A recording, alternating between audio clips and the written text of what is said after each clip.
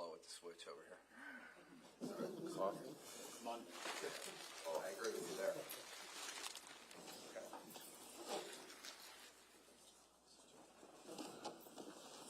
Ready to call your next witness? Yes, Judge. The state calls Christopher Simkowiak.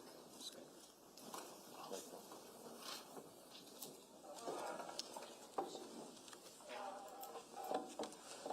sir. Can you just put your left hand on the Bible, raise your right hand? I'm not sure what that sticky is on there that's now attached to your finger. Just getting your DNA. No, I'm just kidding. All right. Do you solemnly swear to tell the truth, the whole truth, and nothing but the truth, so help you God? I do. Sir, when you're seated and comfortable, can you state your full name for the record and spell your last name, please? You get comfortable first. Christopher Simkowiak, S-Z-Y-M-K-O-W-I-A-K. Okay, thank you, sir. Prosecutor, whenever you're ready. Thank you, Judge. Good morning, sir. Good morning. Where are you employed? I'm employed with the New Jersey State Police Office of Forensic Sciences. What lab do you work out of? I'm currently assigned to the drug unit. Okay, and what is your title there? I'm a forensic scientist too. How long have you been in the drug unit for? Just over 6 years. Now, prior to that, did you work in the DNA unit? I did. And what was your title there?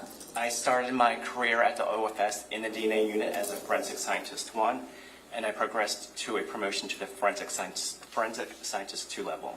Now, as a forensic scientist 1 and 2 in the DNA lab, were you essentially a DNA analyst? That's correct. All right. I'd like to discuss your professional and educational background as it relates to your profession as a forensic DNA analyst. And I'm going to show you what has been marked as S475, showing counsel. Do you recognize that? I do. And what is that? This is my resume or CV. It's 2 pages. Did you create that? I did. Okay.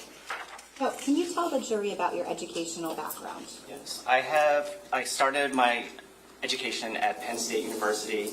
I was there for 2 years before I transferred to Drexel University, where I obtained a Bachelor of Science degree in biology. Now, chronologically, could you take us through your professional experience and just summarize what you did in each of those places and those roles? Yes. Upon graduating college, I had my first job at Merck Research Laboratories. That was in 2000. I worked there for 4 years until 2004. I was a biochemist there, where I was working on vaccine research, utilizing techniques that I utilize techniques at Merck that I utilized in the DNA laboratory. Upon my completion at Merck, I started my career at the Office of Forensic Sciences. I started in the DNA laboratory, where I was a Forensic Scientist 1, and progressed into the Forensic Scientist 2 level. And both titles, I was generating DNA profiles, preparing a report of my findings, and testifying in court as needed. When I obtained my Forensic Scientist 2 promotion, I had some additional duties that were including peer review of case files, training other scientists, and a supervisory role as well. At the end of 2015 is when I transferred to the drug unit as a Forensic Scientist 2. In this laboratory where I'm currently assigned is where I'm identifying evidence for potential CDS compounds. I'm reviewing case files again. I'm training scientists in drug testing and testifying in court as needed. Now, the jury has heard about peer review in terms of serological testing in that unit. Does that also apply, and I think you said it, to the unit, the DNA unit? It does. Okay. Can you just tell us what peer review is, or technical review? Is that another term for it? That's correct. So peer review or technical review can be used interchangeably. Once a scientist completes a case file, prepares to report their findings, another scientist will review that case file for correctness, completeness, that the protocols were filed, and the conclusions support the data that was generated. Now, when you were in the DNA unit as a Forensic Scientist 2, did you perform peer review of others? I did. As a DNA analyst, were you required to take specific courses? I was. And what were those? To be in the DNA laboratory, you had to have a Bachelor of Science degree in sciences, but specifically 4 courses were required as well, which included genetics, biochemistry, statistics, and molecular biology. Now, was there a program that you had to also complete to become a forensic DNA analyst in There terms of was. certification? Then what was that? Excuse me, sorry. So in order to work in the DNA laboratory and before you can touch any casework, you had to complete a training program that took about 8 months to a year to complete. That included reading literature regarding the testing. I had to observe the procedures in the laboratory and then demonstrate and perform those procedures as well. I had to take a written test of theory. I had to take a laboratory test and perform a moot court as well. Now, as a DNA analyst, a forensic scientist 1 or 2, is there any type of continuing education that is required? Yes, in the DNA laboratory, there is required 8 hours of training in DNA testing every year. How about proficiency testing? What about it? I'm sorry, what is that? A proficiency test is a test that's administered by an outside agency to test any certified scientist in the DNA laboratory, their ability to accurately generate DNA profiles. So in addition to that 8 hours of continuing education, there's also proficiency testing, is that right? That's correct, twice a year. Okay. And were you, when you were in the DNA lab, the last day that you were there, were you current and successful with all of your proficiency testing? Yes.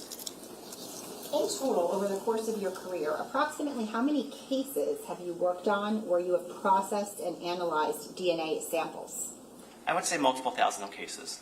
When you say, when we're talking about cases, could there be more than one sample that you're testing per case? That's correct. There could be one item submitted or several items submitted. Now, how many times have you testified in Superior Court with regard to the results of the DNA analyses you've conducted?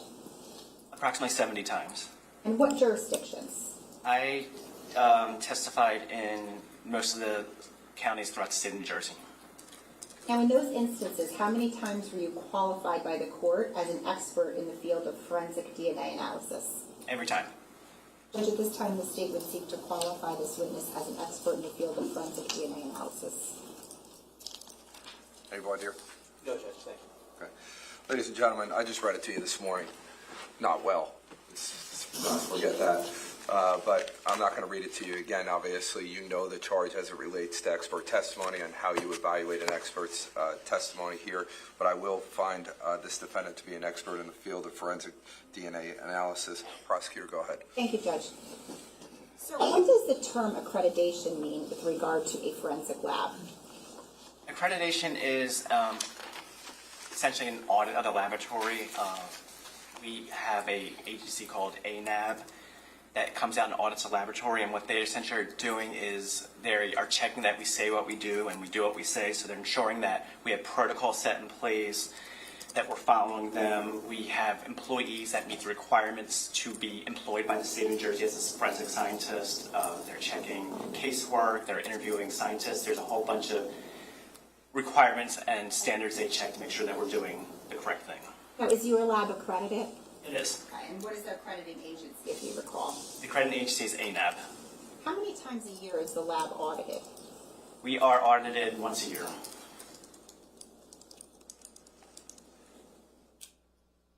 Now, we've heard a little bit about how evidence is received initially into the lab. Once evidence is received into the lab, how does it get to you as the DNA analyst? Evidence first comes to the evidence receiving desk by the submitting agency, where those items are inventoried and barcoded and given a unique laboratory number. Once that is established, assignments are created. Generally, in a DNA case, this evidence will go to the serology unit first, where they'll screen the evidence for potential biological evidence that's suitable for DNA testing. If that is the case, they will then prepare samples for DNA testing. They may go back to the vault or submit it directly to the laboratory. At that point, a DNA assignment will be created, and then a scientist will be assigned that case to work on the evidence where they pick it up from the vault or will it be in the DNA laboratory at that time. Okay, now as a DNA analyst, what, if anything, did you do to ensure the integrity of evidence? In other words, to prevent contamination, mix-ups, etc.? Yes, we have an entire quality control procedure we utilize to protect the integrity of evidence. That includes things as wearing protective equipment, a laboratory jacket, face mask, hairnet, gloves. We will clean our surfaces with bleach, water, and ethanol.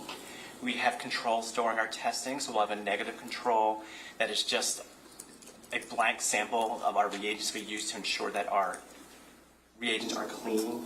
We have a positive control to show the testing is working properly. You're getting a result that is expected to be the same every time. We have a review process during our testing, and we have a review process during our case file, so there's a ton of steps we do to ensure that reliability. Now, what does DNA stand for? DNA stands for deoxyribonucleic acid. It's considered the master molecule of life. It's the genetic material that's located throughout the cells of your body, and it's the same throughout all those cells in your body. So any DNA found in a hair cell will be the same as your DNA found in your skin cell or your blood cell. Your DNA is unique to you, so no two individuals have the same DNA, with the exception of identical twins, and it stays the same throughout your lifetime. Now, your DNA is inherited from your parents, so half your DNA comes from your mother, and the other half is coming from your father's. In your body, your DNA is located in those cells on structures called chromosomes, which are just regions of compacted DNA and protein. We have 23 pairs of chromosomes, half coming from your mother, the other half coming from your father. Now, at a particular location or locus on your chromosome is a gene. A gene is a specific DNA sequence that encodes for a particular function. So, for example, if you take hair color, at a very specific location on one of your chromosomes, you have the gene for hair color, which is a specific sequence. When that is expressed, you get blonde hair, brown hair, black hair, for example. Since you get different colors, you say you have an allele for that gene. So you have that particular location of a particular sequence, and if you have brown hair, you have the brown allele. If you have blonde hair, you have the blonde allele. Now, in the laboratory, when I'm generating DNA profiles, I am not generating profiles of particular traits. I am looking at regions called short tandem repeats. These are short segments of DNA that contain a repeated sequence, and I'm counting the number of repeats you have at several different locations on different chromosomes. So when I generate a profile, you essentially see a set of numbers at several different locations. Thank you. Now, when we talk about forensic DNA analysis, at its most basic form, is it essentially a forensic tool of comparison? That's correct. So just your job, kind of just to summarize it, are you looking at evidence that is taken from a piece of evidence at a scene and developing a DNA profile from that? Correct. And then if there's anything to compare it to, any buccal swabs or reference samples, are you then comparing that to the developed DNA profile from the buccal swab? That's correct. Now, just a couple of definitions just to define. What is an evidentiary sample? An evidentiary sample is one where I do not know the source of that DNA, and that could be coming from the scene or become from maybe a particular person's clothing, that you know the source of that clothing, but I don't know how that DNA got there, so it's considered evidentiary. It's unknown to me at the time. What about a reference sample? So a reference sample is one where I know where the source of that DNA profile is coming from, and they usually take the form of a buccal swab, which is essentially a Q-tip swabbing of the inner cheek, or a blood sample. Now, when a comparison is done between an evidentiary sample and a reference sample, what are the options in terms of the DNA analyst's conclusions? Yeah, so there's essentially three conclusions I can make when I do my comparisons. The first one could be an exclusion, where the reference material does not match the evidentiary material, so they're not a contributor there. There's an inclusion or a match where the evidentiary profile matches the reference material, or the profile generated from the evidence is inconclusive. There's not enough information for me to make a comparison. Okay, so when there is an exclusion, does your analysis end there? It does. Now, when there's a finding of an inclusion, in other words, that the person of interest is a match to the evidentiary profile, does your analysis end there? It does not. So once I have a scenario where someone matches, I need to provide some kind of association or strength to that match, and that's when I'll do a statistical analysis to provide a strength to that match.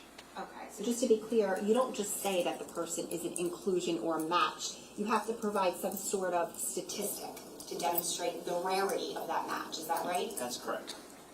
What is the statistic that you used back in 2018? The statistic I used was called a random match probability. So that's the chance that an individually randomly selected from the population of unrelated individual matches that profile of interest. us an easy example of that? Yes. Let's say, for example, I did a comparison and I generated a profile, and that profile then matches the reference material. So I have a match. I decide what I have to do with that match now as my statistic to provide a weight. So let's say, just for example, the stat comes to 1 in a million individuals. So what that is essentially saying, if I had a random population of 1 million people, I would only expect one person to match that profile. Now, in terms of the reason for providing a statistic, is it fair to say that you can have a match, and the statistic, though, for the match could be very different in terms of the strength of that? Is that Correct. right? So, for example, you can have a match, and the statistic could only be 1 in 2. Is that right? That's correct. That is very different from a match where you have a statistic of 1 in 1 quintillion. Is that right? Correct. Okay. And so essentially the purpose of providing the statistic, like you said, is to give weight to any sort of inclusion or match. Correct. Now, as human beings, how much of our DNA is the same? In other words, how much DNA do we all share with one another? Over 99% of our DNA is similar between individuals. And is that why we all have, for example, 2 eyes, 2 ears, nose, etc.? That's one way of saying it. So if so much of our DNA is the same, and I know you touched on this before, but if so much of our DNA is the same, then how is it that forensic DNA analysis is able to be used as a tool of comparison? Yeah, so we have a small region of our DNA that is useful in distinguishing individuals from each other, and that was those short tandem repeats that I was talking about. So that those regions of your DNA are different from one another for enough. Their difference is enough for me to be able to say whether someone matches or doesn't match, and then a statistic if needed. So when you're talking about DNA analysis, are you looking at that little small region that's different among all of our DNA? That's correct. And is there a lot of variability among individuals within that very small region that you use for DNA analysis? There's enough variability for me to make those distinguishing between individuals. Now, I think you said it, but when you do DNA analysis, you're targeting specific non-coding regions within that within that small percent. Is that right? So I didn't specify that, but those short tandem repeats are in regions of our DNA that are not coding for any particular function. When you say repeats, what does that mean? Yeah, so when I was talking about the short tandem repeat, you can kind of think of it as like beads of a necklace. Some necklaces might be longer than others, so one necklace might have 11 beads, one necklace might have 12 beads, one might have 20 beads. So what your repeats are just a block of repeats. So I'm counting the number of repeats of a segment of sequence. So let's say your sequence is just, for example, A, B, C, D. That sequence is repeated 14 times, 15 times, 16 times. So that's the variability between people. I can detect the number of repeats at several different locations across your DNA. Now, how many repeats do we all have at a particular area? I'm not sure I I'm understand the sorry. question. Let me ask you it this way. What is an allele? Allele is a different form of a gene. In terms of STR testing, we're going to refer to the allele as the number of repeats. So at one particular location, you could have anywhere ranging from 10 to 20 repeats. So if you had 10 repeats, I will say you have the 10 allele at that location. If you have 15 repeats, you have 15 allele at that location. And when we talk about a location, is that called a loci? Loci is plural, locus is singular. Okay. So at each we'll call it each locus, we all have 2 alleles. Is that right? Correct. Is one inherited from mom and one inherited from dad? That's correct. And just to be clear, are you looking at that small percentage, that small region where we all differ to look at the alleles that are present? Correct. Okay, so for example, at a particular locus, you might be a 13 and a 14, and I might be a 1 and a 2. Is that right? Correct. Okay. And then do you look at, is there a certain number of loci that you look at in DNA testing? Yeah, so the kit that I'm using in my testing tests 27 different locations. And that loci, is that a predetermined set of locations that you're always looking at in each and every DNA analysis? The kit we're using, they are the same set of 27 locations. Now, before we move on, can you explain the difference between a single source sample of DNA and a mixture? Yes. A single source profile is one in which there's only one contributor. I would only expect it to be 2 alleles at every location tested. In a mixed sample is when there's more than one contributor. There could be 2 people, 3 people, 4 people, and so forth and so on. And that's indicated by the presence of 3 or more alleles at any particular location. Now, within a mixture, is there sometimes something called a major and a minor profile? There is. What is that? So when I'm analyzing my data and looking at profiles, I can make a determination of the number of contributors in there. And based on one person's contribution of DNA to the others, there could be times when I can separate out those components. So someone who has more DNA would have a major contribution, they'd be the major contributor. If someone had less DNA, they'd be the minor contributor. Now, I want to talk about how you go about generating a DNA profile from either a piece of evidence or a buccal swab. So in very general terms, are there essentially 2 parts to the process of DNA analysis? You're talking about in the way I generate a profile? I guess I'll ask it this way. Is there a laboratory process? Yes, there is a 4-step procedure to generate a DNA profile in the laboratory, and that is the same for both the reference material or any evidentiary material. The first step in that process is extraction. That's getting those cells off the substrate, for example, a piece of clothing, breaking open those cells and releasing the DNA into solution. The second step is quantification. That is determining how much DNA was extracted.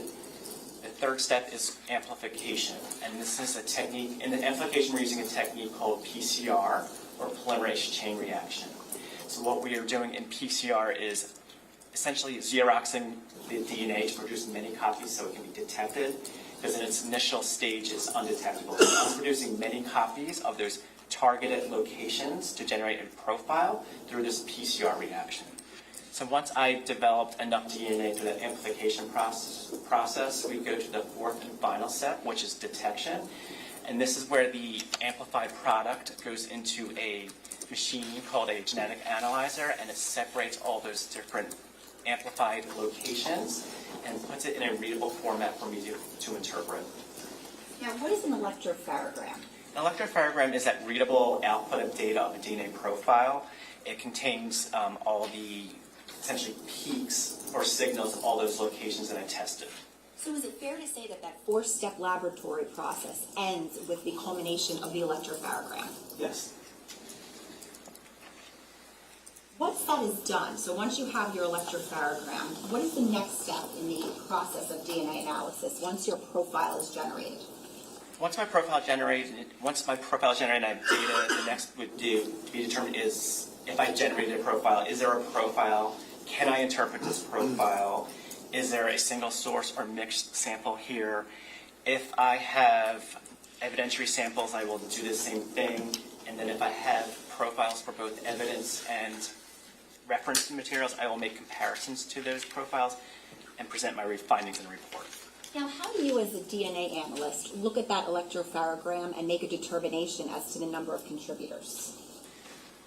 I was kind of talking about this earlier with mixtures. So in cases where I only observe 2 alleles at every location, it's an indication that it's single source or just one person present here.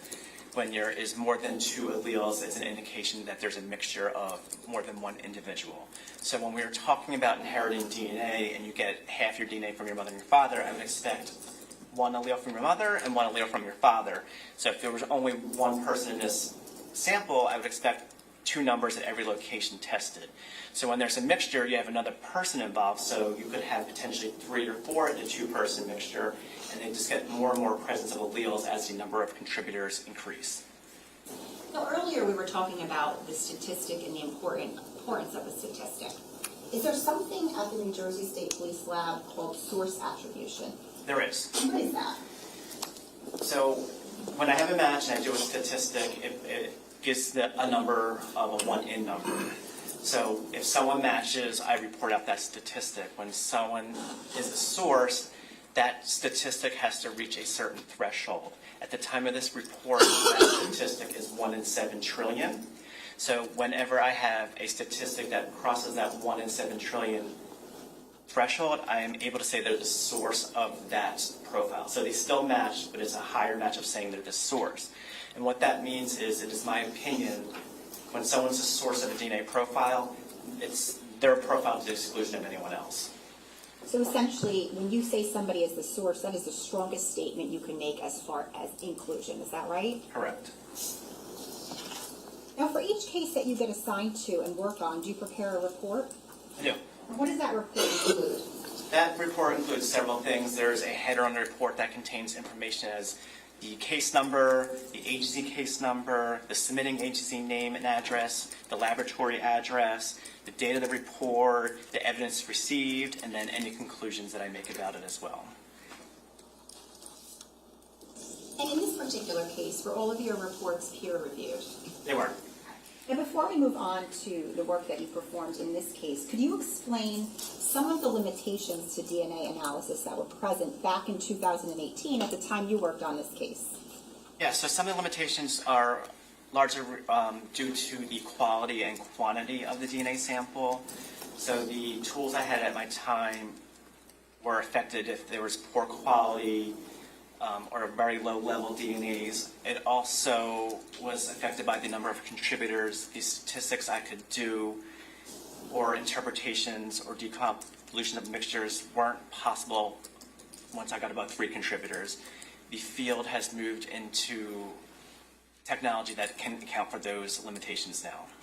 Now, at the time, if you came across a DNA sample that was either a mixture that was too complex or DNA that was just too low, what, if anything, would you do? So I would acknowledge that a result was obtained. I would state something that no conclusions will be reached concerning this profile about any contributors due to the quality or quantity of the profile. Now, turning to the present case, were you assigned to perform DNA testing and analysis on certain items of evidence relating to State of New Jersey versus Paul Caneiro? Yes. Now, were there 2 case numbers under which you performed your analyses in this case? There was. And did the work that you performed include items under each case number? It did. Okay, I'd like to try to go through this chronologically with you. So I'm going to show you what's been marked as S476.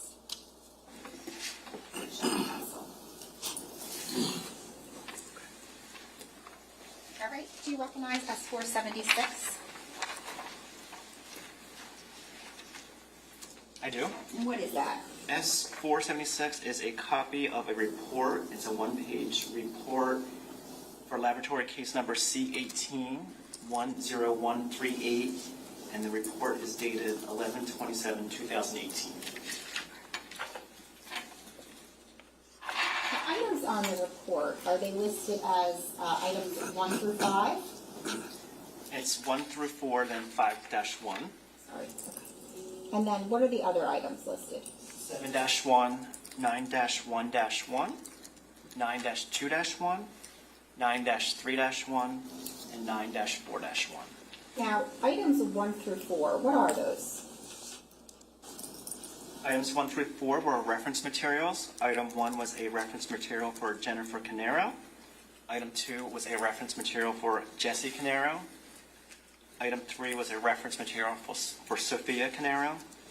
And item 4 was a reference item for Keith Caneiro. Okay, and were DNA profiles developed for each of the 4 individuals? They were. And was that for comparison purposes? That's correct. I'm going to show you what's been marked as S477.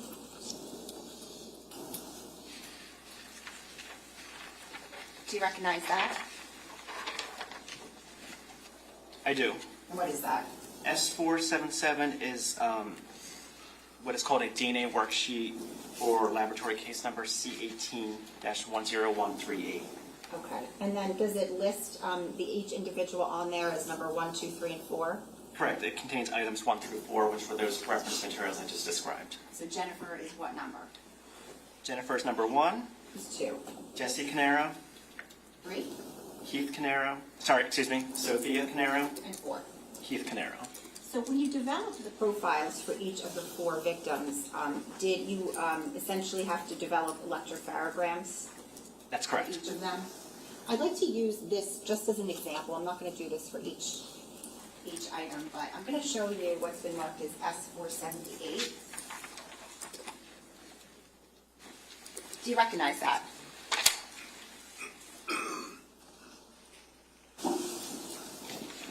I do.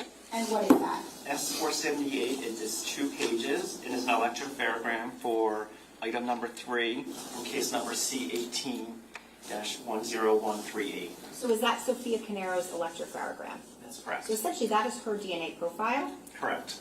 Judge, permission to publish? Any objection? No. Okay, you can. Thank you. Can we have the back table, please? Okay. Sir, what you see on the screen here, can you just explain to us what we're looking at? Maybe it'll help just to see it. You explained an electropharogram before, but just to see it in context. Yeah, so this is the first page of the electropharogram. I don't know if you guys can necessarily see these dark banners at the top, if you can see the writing Sir, on what we're going to do is, I don't mean to cut you off, we're going to give you a stylus, and you can use that. Yeah. So, I just touch it, or Yeah. is that working? Okay. Oops. You could Okay. you can do it on the side button. So if you look, anyway, It's right over here. One of Oh, the I side do? buttons. You can Okay. do it. Yeah. Thank you. technology, guys. Okay. So we're zoomed in right now. So if you see this top banner up here, Just do it on your screen, because if you try to do I am. both- It's just not. I can't tell if it's doing anything. Okay. So right where I put that little hash mark, that top banner going across that page, which they're kind of shaded out, is all the different locations I'm testing. So these are just representative of the first grouping of locations. So these are those different loci that, or locus, singular, that I'm testing to generate a DNA profile. If you go below that, you'll see a peak with numbers underneath of it. So there's a peak there, and then there's numbers under here. That first one technically isn't a number. That's called a melogenin. That's the sex-determining chromosome. So XX would be female, XY would be male. So you see one single X here, technically 2 X's, because she got an X from each parent. So that this profile is female. If you move to that next location, you can see there's a 15 here. So this is a location where someone has 15 repeats from each parent. Next location. Can I just ask you, I'm Yeah. sorry, why is there only one peak there if we get 2 alleles from each parent? Yeah, so you get 2 alleles from each parent, but they are common alleles. There's a range of only potential numbers you can get at a particular location, like from 11 to 20. So you could share the same allele from each parent, so it's just only going to be represented one time. In a table format, I would write this down as a 15-15, but it's only given one signal because only a 15 repeat was observed at this location. So there's a single allele here representing both from each parent. That next location, you can see there's actually 2, so they got a 16 from one parent and a 17.3 from the other parent. So what you see here as you go across, there's a set of peaks that represent your DNA profile at a particular location. And when I interpret this profile, I put it into a table format, saying at one particular location, that first one you're 15-15, that second one you're 16-17.3, and going so forth across every location. I just notate those numbers in this single source profile. Thank you. Now, if there was another contributor here, what would you expect to see? I'll try to draw this in for you towards the other end of the table or electropharogram. You would see potentially 4 peaks, maybe 3 peaks. So I would expect to see a third peak somewhere in this profile, if not at multiple locations, to indicate the presence of another contributor. But just to be clear, this is Sophia Caneiro's single source for her profile. Correct. Thank you. Judge, can we preserve this? Sure. Are This we is ready to cut? 478. Oh, I'm sorry. You want me to draw them back in? If you can, Yeah. that'd be great. So, there. It has to be exact. Okay, I'm sorry No, about I'm just that. kidding. I I know think what you that's mean. really mostly what was important. Sorry about that. Okay. All right, we're going to, 478.1. Thank you. You can put it down. Now you can undo it. Thank you. Yes or no? Yes, you're good. Thank you. I'm going to show you, you mentioned an allele table.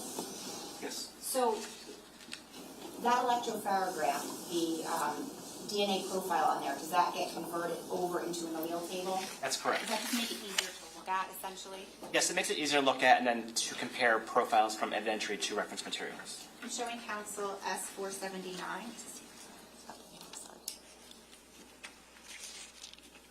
going to ask if you recognize this. I do. And what is that? So S479 is the allele table I generated for case number C18-10139 for references 1, 2, 3, and 4. So is Sophia Caneiro's allele table listed under number 3 there? Yes, her profile's under number 3. Okay, and just for pedagogical purposes, Judge, permission to publish this. S479. Mr. Murray? No objection. Okay, you can. You can zoom in a little bit. Okay. So if you could point out to us where you see Sophia's allele chart.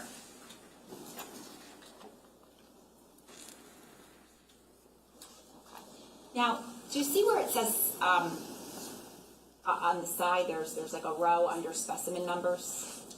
Yes. Are each of those a locus? Yes. Okay, so each of those represents a location on that small percentage of DNA that differs among all of us. Is that right? Correct. Okay, so now at the first locus, how do you say that? Melagena. Okay, what is Sophia? And XX. And is that mean she's a female? Correct. Okay, so for example, if we look over at victim 4, which is Jesse, he's what? An XY. And that would represent what? Male. Okay. And just to, if you could explain, just to, where we look at D3S1358, that locus, what is Sophia? 1515. Okay, and this essentially, you go down the line, is that right? Correct. Okay.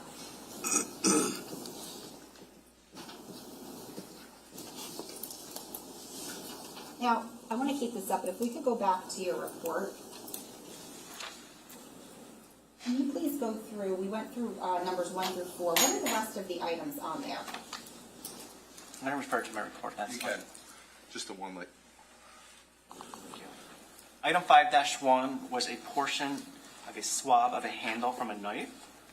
Item 7-1 was a portion of a swab of a handle from a knife.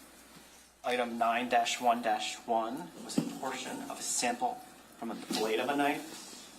Item 9-2-1 was a portion of a sample from the blade of the knife. Item 9-3-1 was a portion of a sample from the blade of a knife. Item 9-4-1 was a portion from the swabbing from a handle of a knife. Now, items 1 through 4, the reference samples, next to that where it says comments, what does it say under those comments for each of them? Results obtained. Okay. And then, what about item 5-1, the swab of the handle from knife? What is the comment there?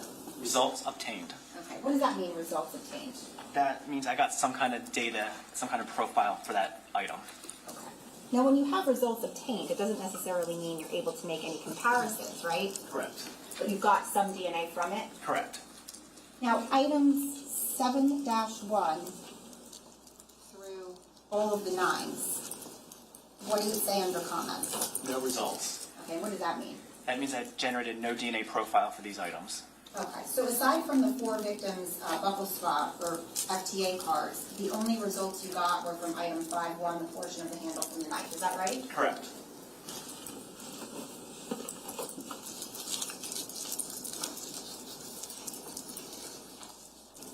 Was there an allele chart created for that? That evidentiary sample 5-1? Yes. Okay. And prior to that, did you have to, obviously your work, did that culminate in an electrophonogram? It did. I'm showing counsel what's been marked as S480. I'm showing you what's been marked as S480. Do you recognize that? I do. What is that? S480 is the allele table I generated for item 5-1 for laboratory case number C18-10138. Okay. So if you could, can you explain to us, let me ask you this first.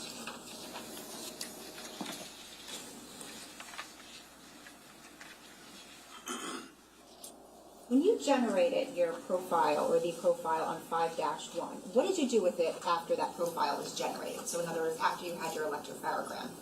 So once I had my electrophonogram, I determined, was there DNA present, the number of contributors, is this a single source or mixture, is this profile interpretable? Okay, and was it? Yes, it was. What, if any, comparisons did you do? So I took the profile I generated from 5-1 and compared it to any reference material that was available for this case. Okay, So just to be clear, you compared that profile from 5-1 to Jennifer Caneiro's profile? Correct. And each and every of the 4 victims, is that right? That's correct. Okay. What, if any, conclusions did you make? Yes, I'm going to refer to my report if that's fine. Okay, just tell us the number. Yes, so for State Exhibit 476, with regards to item 5-1, my conclusion was that the STR DNA profile of Sophia Caneiro matches the STR DNA profile from item 5-1. The calculated frequency of the STR DNA profile is 1 in at least 726 million for randomly selected unrelated individuals.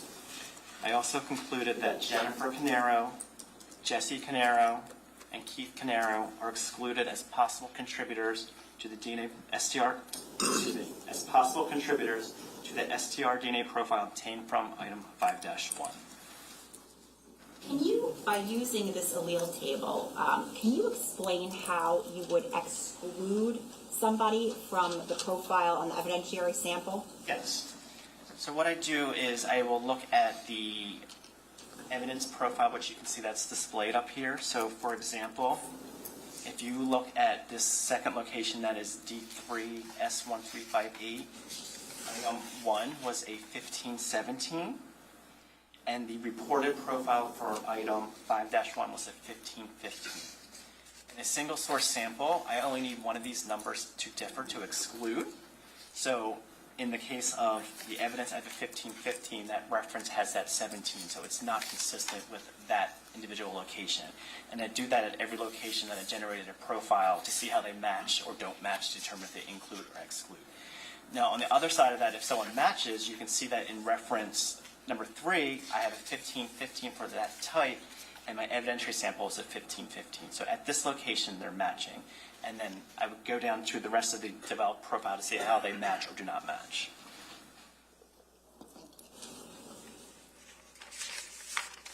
No, I'm going to leave that with you. Just to conclude on this particular, on your report, you included, your conclusion was you included Sophia Caneiro on 5-1. Yes. And you gave a random match probability of one in at least 726 million. Correct.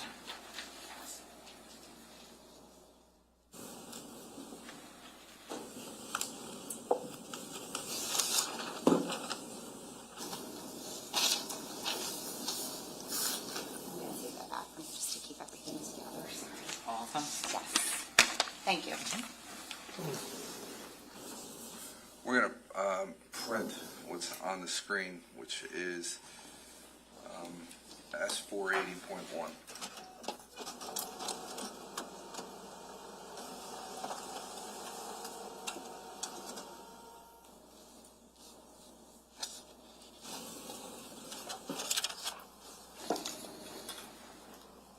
I'm going to show you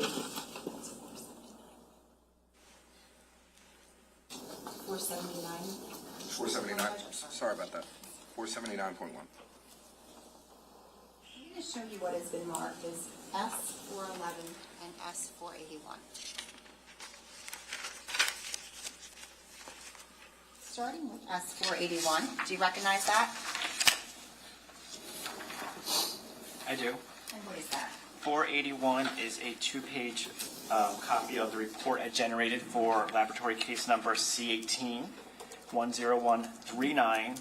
It's dated 11/27/2018. And what is, do you recognize S411?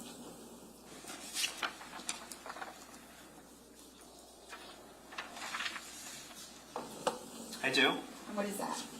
S411 is the evidence receipt. It is 2 pages for case number C18-10139 that is dated as received 11/23/18.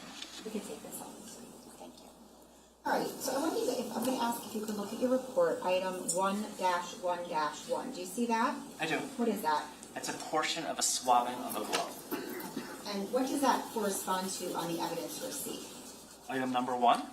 What is that? Item number 1 is a burnt nitrile glove, black. Okay. And were any results obtained? Yes. Can you explain?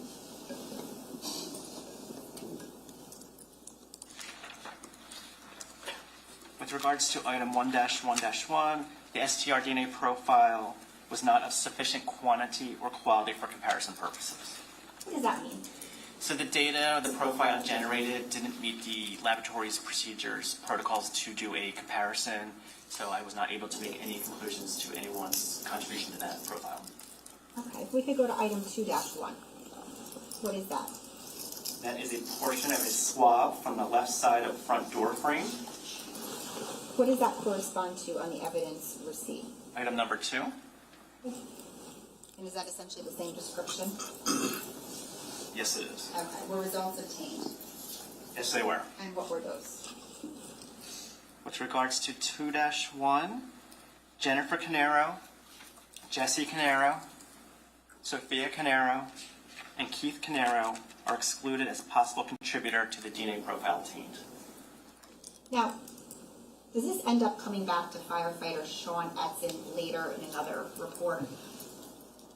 And if you're not sure, I'll show you that report later. Don't remember off the top of my head. The suspense, okay. Item 3-1, what is that? 3-1 is a portion of the swab of foyer wall. And what does that correspond to in the evidence receipt? Item 3 with the same description. Okay, any results? Yes, results were obtained. Okay, what were those? For item 3-1, Jennifer Caneiro, Jesse Caneiro, Sophia Caneiro, and Keith Caneiro are excluded as a possible contributor to the DNA profile from item 3-1. What is the next item that you have on your report that you tested? 6-1-1-1. That is a portion of the staining of a front left thigh area of jeans. Now, on the evidence receipt, does that correspond to item 6? It does. Okay, and that just says one paper bag of chart articles. Correct. Now, all of your number 6s are going to correspond to what was in that bag, is that right? That's correct. Okay, we'll just have sub numbers for each item that was in the bag. Correct. So 6111 is the portion of the staining of the jeans that you just read, is that right? Correct. What, if any, results were obtained?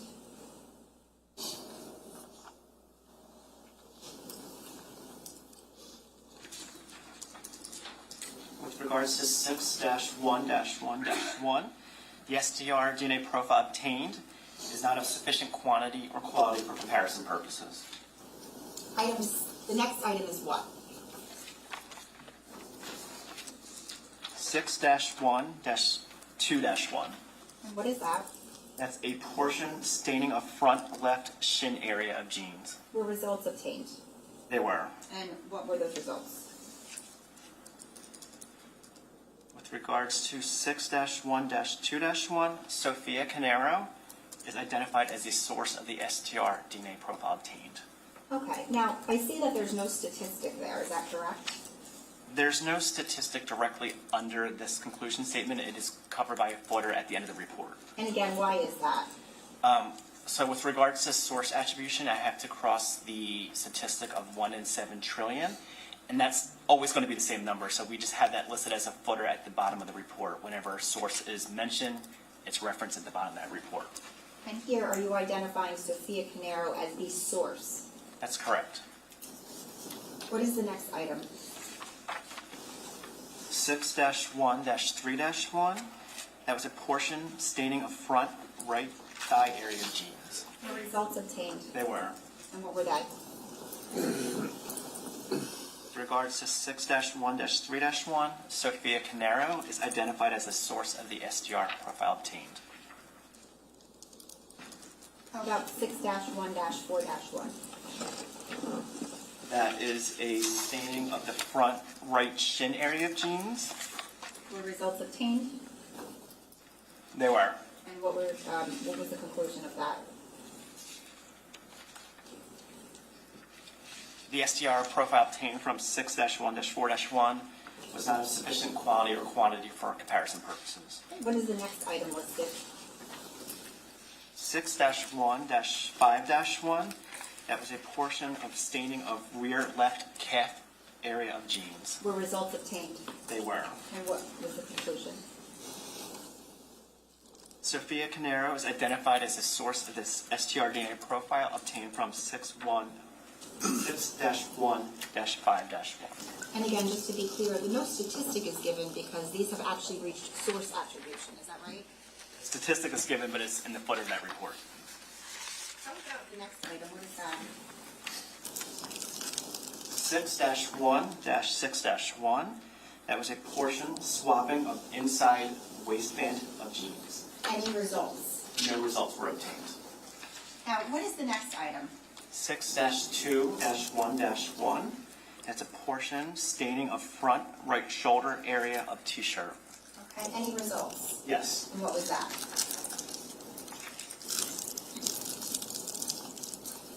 Jennifer Caneiro, Jesse Caneiro, Sophia Caneiro, and Keith Caneiro are excluded as a possible contributor to item 6-2-1-1.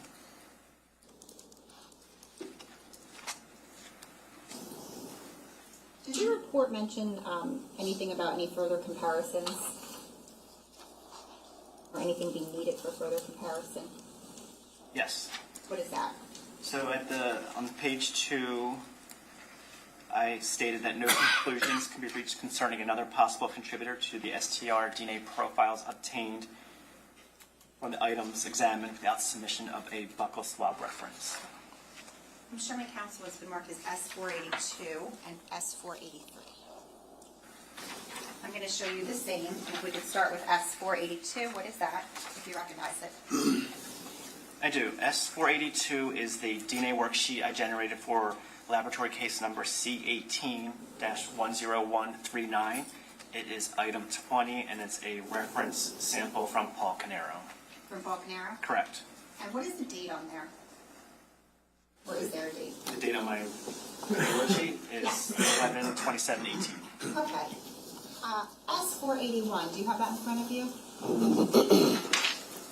Yes. All right, and do you recognize that?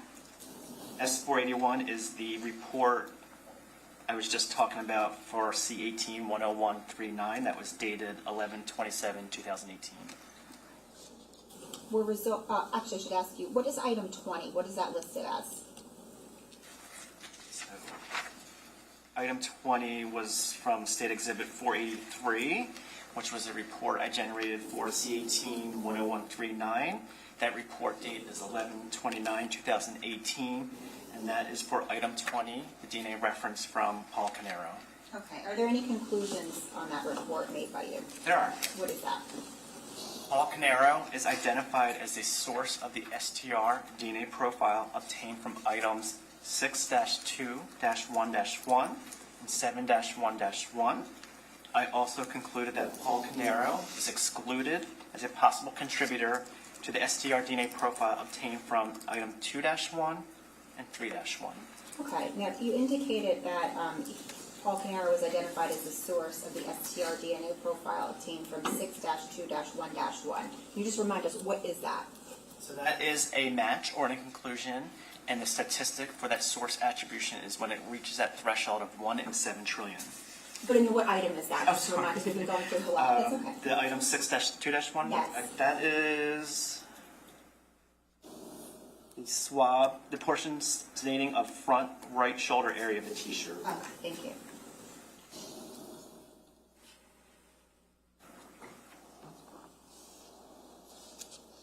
I'm going to show you what's been marked as S484 on the double pencil.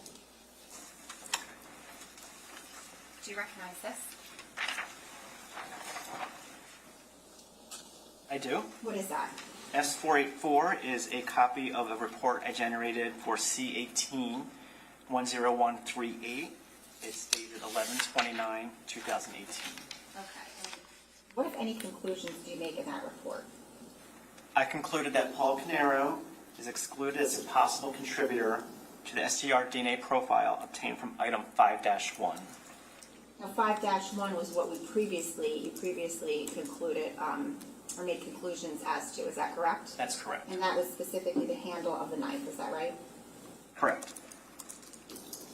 If we could go back now and go through, finish the items on your report S481.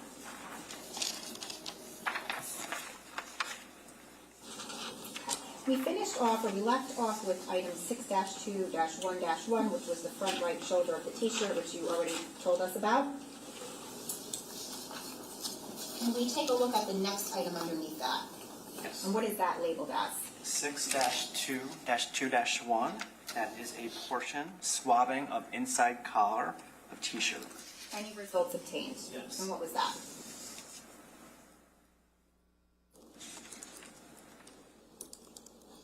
The STR DNA profile obtained from item 6-2-2-1 is not of sufficient quantity or quality for comparison purposes. And just to be clear, 6-2-2-1, that same t-shirt that you previously got results from the shoulder on? Correct. What is the next item in your report listed? 6-3-1-1-1-1. And what is that? A portion of a sample of a glove. Okay. And again, this is, just to be clear, it's from item 6, so it's that pile. Correct. Were results obtained? They were. And what are those results?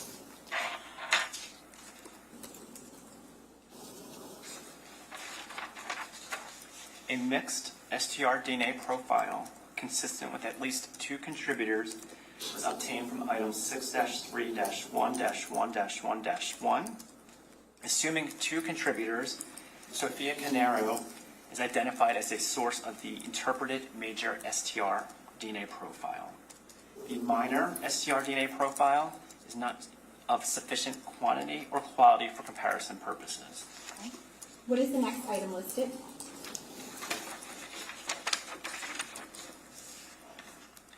6-3-1-1-2-1. And what is that? It's a portion swabbing of inside of glove. Any results? No results. What is the next item listed? 6-3-1-2-1-1. Portion swabbing of glove. Any results obtained? Yes, they were. And what were they?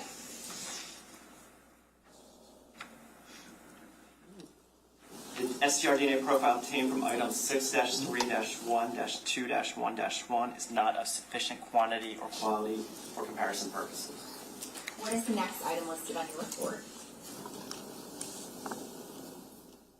I think we're at 6-3-1-2, 6-3-1-2-1-1. Okay, and what is that? That's a portion swabbing of glove. Okay, any results? Oh, we just did. Yeah, I think we. Okay, so we're on. That was Just the did one. that. My fault. I apologize. Is it, Got it all out of my head right here. I'll ask you this. Is the next item 7-1-1? It is. Okay, what is that? That is a staining of a bandage. Okay. Any results obtained? Yes. And what is that?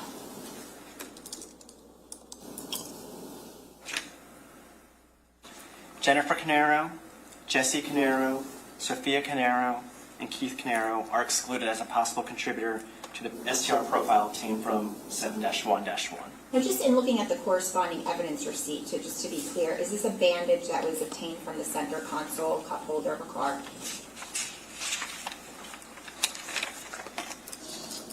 That's correct. Okay. Now, if you can go and look back and look at S483, which is your report dated 11/29/18, do you see that? I do. Okay, and the number is 10139. What does that, your report, indicate with respect to the results of 7-1-1? Paul Caneiro is identified as a source of the STR DNA profile obtained from item 7-1-1. Okay, and finally, item 8-1-1 on your report. What is that? That's a portion swabbing of glove. And if you could look at the evidence receipt and just explain what that is, if there's any further explanation of that glove. So this is from State Exhibit 411. Item 8 is a piece of black glove from rear passenger seat, driver's side, NJ Reg DCJ 3105. Any results obtained from that?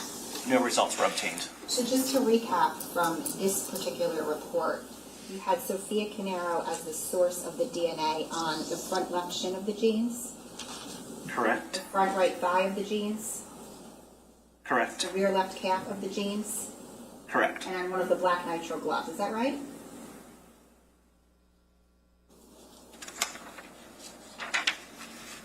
Correct. I'm just gonna. I don't have a specific objection, but I'm just going to say that obviously these are all leading questions that are coming from the state's direct. Okay.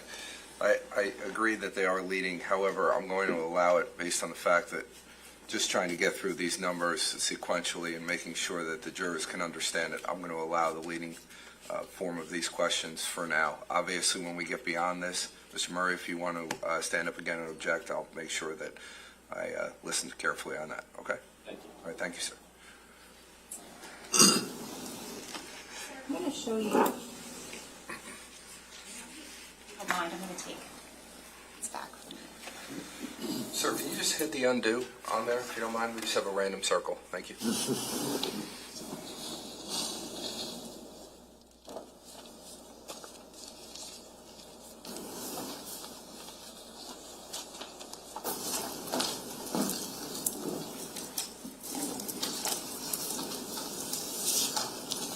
Show you what's been marked on show council. First is S485.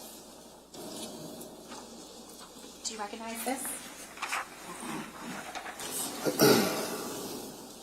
I do. And what is that? S45 is a copy of a report I generated for laboratory case number C18-10138. It is dated 12/4/2018.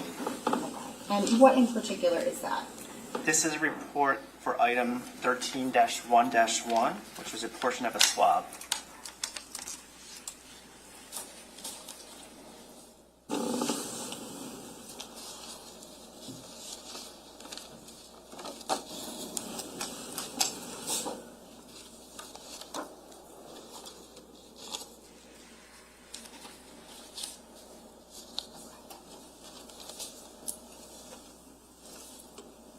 The portion of the swab, were there any results obtained from that? Yes. And what were those? My conclusion was the STR DNA profile from item 13-1-1 is not of sufficient quantity or quality for comparison purposes.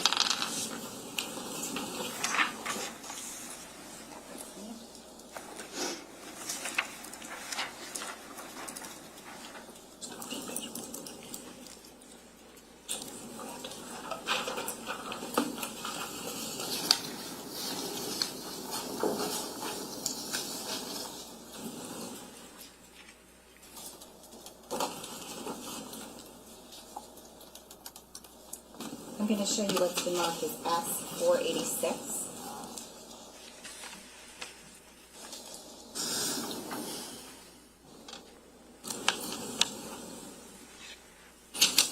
Showing counsel.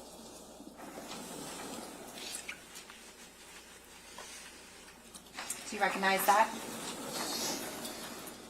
I do. What is that? S486 is a copy of a report I generated for laboratory case number C18-10139, dated 12/4/2018. And what does that indicate? This is for item 15-1-1, which was a portion of a swab. Are there results? No results were obtained. No results. Okay.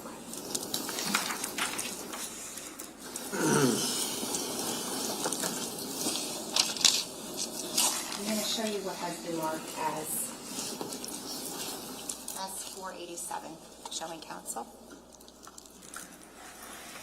Do you recognize this? I do. What is that? S487 is a copy of a report I generated for laboratory case number C18-10138, dated 2/11/2019. Okay. Specifically, are there any item numbers listed on there? Yes, there are. What is that? Item 2, the DNA reference from Jesse Caneiro. Item 4, the DNA reference from Keith Caneiro. And item 10-1-1, which was a portion swab for E-cells cartridge. Okay. And the case number on there is, but what is the case number, if you could tell us? C18-10138. So we're talking about the cold snap scheme, is that correct? I don't remember off the top of my head the locations. Were any results obtained nonetheless from that swab? No results were obtained. Thank you. I'm just going to mix them up.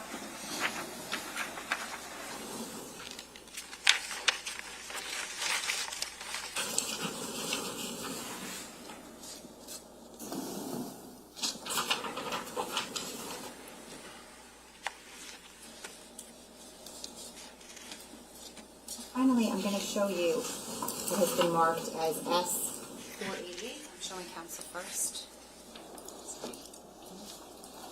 I'm going to ask if you recognize that. I do. What is that?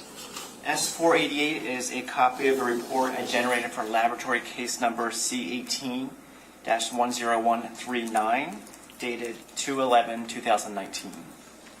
Now, the first item that's listed there, can you tell us what that is? Item 6-1-7-1 is a portion staining jeans front left thigh area. Okay, and just to be clear, you said the date on here was 2/11/19? Correct. Okay, so was this additional testing from areas of the jeans? Yes. All right, so 6-1-7-1, portion staining of the jeans front left thigh area. Were any results obtained? There were. What was that? A mixed STR DNA profile consistent with at least 2 contributors was obtained from item 6-1-7-1. Assuming 2 contributors, Sophia Caneiro is identified as a source of the interpreted major STR DNA profile. The minor STR DNA profile obtained is not of sufficient quantity or quality for comparison purposes.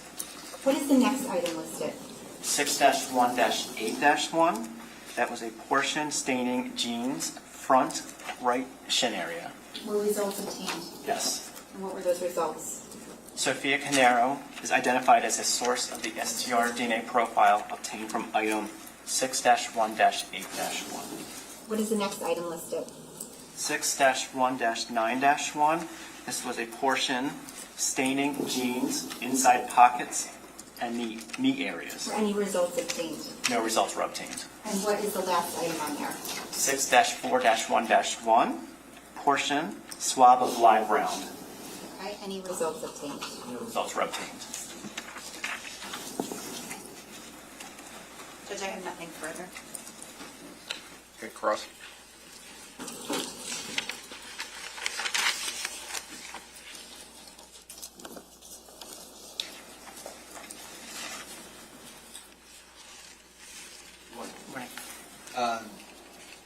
When you were making these allele tables for the major contributors that you were looking at, did you make allele tables also for the minor contributors?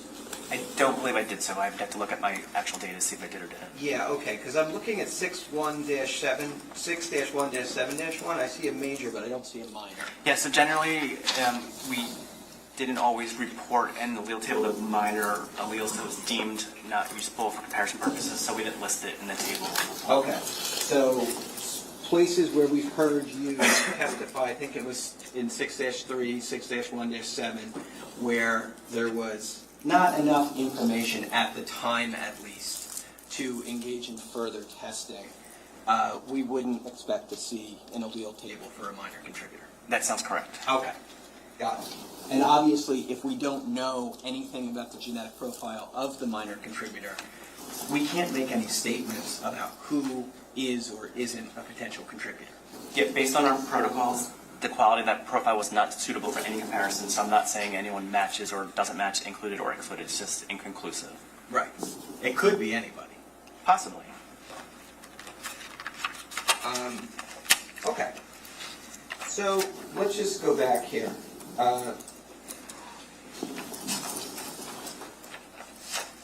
What you were doing here, and this is back in 2018, is this is a more, I don't want to say more traditional method of analysis, but obviously the method of analysis has changed somewhat in your laboratory and laboratories across the world since 2018. Would that be fair to say? I'm understanding properly. Our procedure of generating the profile is the same. It's the interpretation of that profile that has changed. Right. Because now there's a computer program that wasn't available in 2018 that is widely used. It was available in 2018. It wasn't utilized by the state police at the New Jersey State Police at the time. You're right. I'm sorry. I misspoke. The state police was not yet using it. That's correct. Okay. When you were doing this testing back in 2018, you had to do the analysis and interpretation of these samples. You had to first determine whether there was enough of the sample to engage in further testing, right? Correct. And if there was enough of the sample you had to determine whether it was a single source or whether it was possibly a mixed profile. Correct. And a mixed profile means that we have reason to believe that there's more than one person who contributed to the sample. Correct. And we believe that sometimes based on these electropharograms that we saw today. Correct. Right? Because if we see on the electropharogram that there's a place where there should be two alleles and there's evidence of more than two, we know for a fact that more than one person had to contribute to that sample. Yes. There's also, we see in those electropharograms, and we saw one electropharogram today, and that was from a direct sample, a reference sample of a person, right? Correct. And when we get a reference sample, what we saw in that was that we had a very clear genetic profile coming across the electropharogram, right? Correct. And we would expect that when we get a reference sample, because what we're trying to do when we get a buccal swab or a blood draw is get the full profile of the person, right? That's correct. And so what we see there is the buccal swab obviously was, or what the swabbing that was done to obtain that DNA was obviously effective. It yielded a full profile. For the reference materials? Yeah. Yes, yeah. That is not going to always be the case with evidentiary items. That's correct. Because evidentiary items, you could get a DNA sample that's worthy of further testing. There's enough of it. You can reproduce copies of it. You can engage in analysis of it. But it may, even after doing all that, it may not yield a full genetic profile. Right? Correct. So there's going to be many loci along which a profile from an evidence sample might be missing information. That's correct. And in fact, I think you were shown the allele table that was done, or the amplifications that were done for evidence item 5-1 today. Correct. And what we saw in that is, well, first of all, there's an AMP1 and an AMP2, and then there's a consensus table, right? Correct. And AMP1 means that's the first amplification that you run, Yes. and then you run a second amplification, That's correct. and you're gonna look to see where there's consensus between those amplifications. Correct. And based on that consensus, there could be consensus or there could be discrepancies, right? Correct. And if there's discrepancies, I'm supposing that's going to be an indication that there's going to, that would be a likelihood that there's more than one person that could be a contributor, Not always. but potentially. It could be scenario. Yeah. In this particular case, when you ran 5-1, you ran it twice, and you have this consensus table for that item, right? That's correct. Now, there's numerous places along that allele table where information is missing. Correct. And that's not really anybody's fault. It's not a failing of the laboratory necessarily. It's just there wasn't genetic information about those loci that were available from the sample that you tested. Yes, it's just the nature of the sample. Right. So you're dealing with what you have, right? Correct. And when you get evidence from wherever you get it, and it's brought to you by detectives usually, I'd imagine, right? Yes. And they find it at crime scenes or wherever they believe relevant information could be coming from, right? Correct. They bring it to you, right? Correct. You have no control over the method of its collection. Not. You don't have any control over the method of its transport. I do not. You don't have any control, nor does anybody in law enforcement, of how the items are deposited prior to being found by law enforcement. I do not, yeah. And we also, I think, can understand that you have no control over how long an item of evidence sits in a location before being found and collected, I have no control on that. and what happens to that item of evidence as it sits there. Yes. There's no control over that. That's correct. But all of these things are going to potentially impact the results that you could get from an item of evidence in terms of your testing. Definitely.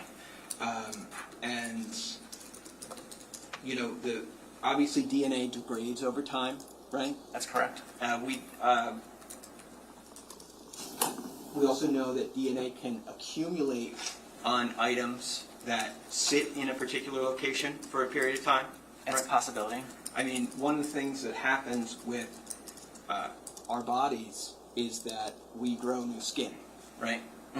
And Yes. and it's like a big. They say I think it's like the biggest organ in our body. I believe so.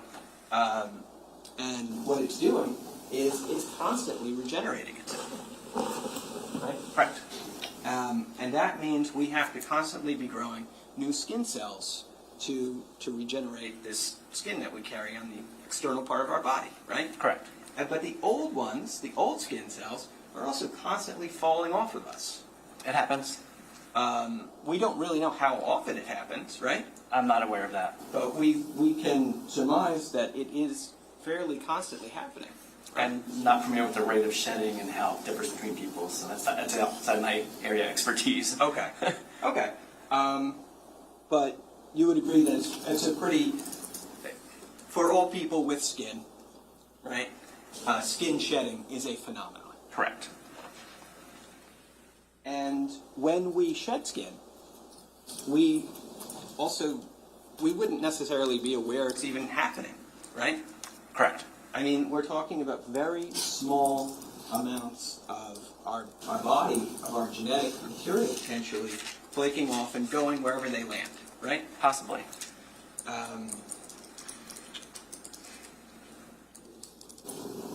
You were able, the testing methods back then in 2018, obviously you said that some of these samples were insufficient for further testing. There just wasn't enough of it, right? That's one particular scenario that could have been a reason. But even back then, you could get a very, very, very small sample of DNA and potentially magnify that, make copies of it, make it sufficient for further testing, right? That's possible. And, you know, even back then, I think you were dealing with, in terms of measurements of the amount of DNA you were getting, there's something called picograms, right? Correct. And a picogram is what? Picogram is 1,000 of a microgram, which is 1,000 of a milligram. So these are still very small values. Like, think of like granules of salt, essentially. Like, Or, yeah. Yeah. Or, so it's 1,000. smaller than that, yeah, of that. So think of like the starting value at a gram of a salt, and then smaller than that. Excuse me. Right. Yeah. So it's 1,000 of a gram of salt. That's 1,000 of 1,000. of 1,000. Right. So we're talking about a very, very, very small quantity from which we can derive potential information in terms of your testing, right? Correct. And from that very, very small quantity, we can potentially determine results like what you were talking about, random match probability, right? Correct. On an item.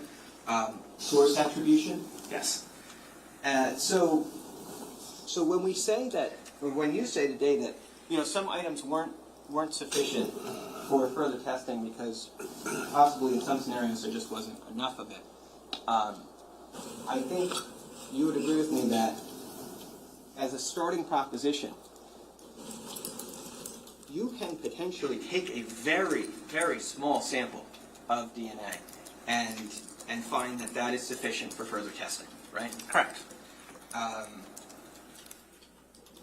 And when we talk about a picogram or several picograms of a specimen, we're essentially talking about, you know, a handful potentially of skin cells, right? I forget the number of skin cells to generate a profile, but its number of cells is, I think, if I remember properly, like around 20 cells you need to get a profile.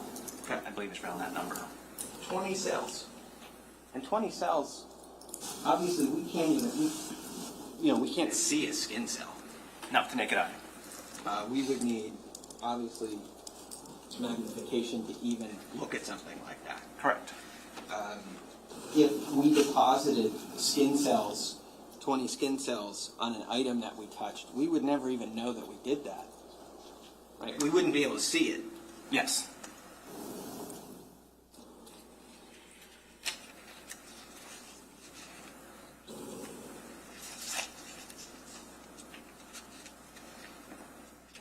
The DNA that we get from our skin cells is the same type of DNA. It's the same DNA we get from blood, right? Correct. There's nothing different about blood DNA than skin cell DNA. There's not.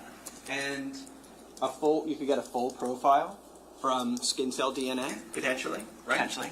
And you could get a partial profile from skin cell DNA, right? Now, would you say that it's more likely that you get a full profile from blood DNA versus skin cell DNA? No, it's just the amount of cells that are there. So it's not easier to get from like a skin cell or blood cell. It's just the quantity of cells that are there that will generate the quality of that profile. Okay. So, for example, something could be presumptively looked at as blood and yet not be sufficient for genetic testing because of the cell quality in the sample. Yes.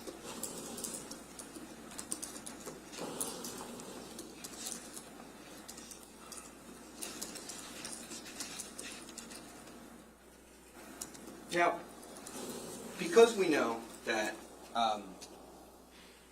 shedding of epithelial cells is something that happens universally, obviously finding someone's DNA in their own home would not be an unusual thing, right? Correct. And especially finding DNA in places that they regularly occupy in their home, right? That would not be surprising to me. And it would be expected that,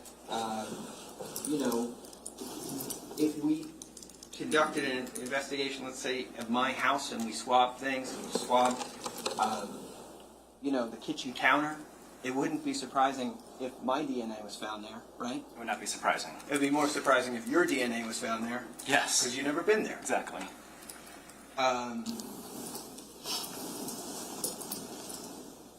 When items are kind of forced in some way or placed in contact with one another, say two garments, a shirt and a pair of pants, when they come into contact with one another, that contact creates a possibility, does it not, that biological material from one of the items could be transferred to the other? That's possible. And we could see that happen where if I had touched a pair of pants, those pants are then brought into contact with the shirt. It's a potential that my genetic information could be transferred to that shirt, Yes. even though I never touched the shirt. It's possible. I'm not an expert in how transference occurs and the rate of that, but any time two objects come in contact, there is a transfer of evidence. It's just whether it's detectable or not. When you're swabbing, or when you're taking swabs, and you're going to determine whether there's sufficient quantity and quality of DNA to do further testing, you place those swabs in some kind of liquid at some point, right? I don't swab the evidence. I'm not 100% positive how the serology unit does their swabbing. I don't know if they moisten it first or not, or they directly dry swab. That's something I don't do, so I'm not sure how those protocols work. Okay. You're aware that fluids like water can facilitate DNA transfer? Yes. Because the cells and DNA could be carried by water from an item to another item, right? Yes. And so if items were commingled together and not only touching, but were in that condition and were wet, right? That the idea that both of those items are wet, that they have water covering them, would further facilitate the possibility of transfer. It's possible.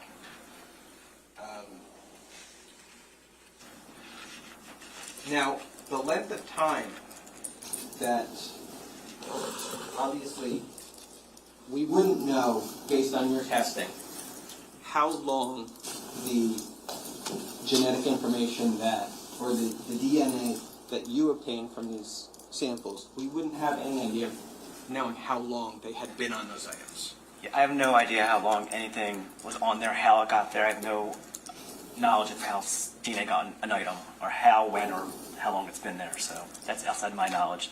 I'm just receiving items an attempt to generate a profile that was deemed suitable for DNA testing. Right. So it's obvious, of course, but this is not a statement about whether these items were involved in a crime or not, from your perspective, right? I have no knowledge of the items and how they were obtained or how DNA was even deposited on them. Right.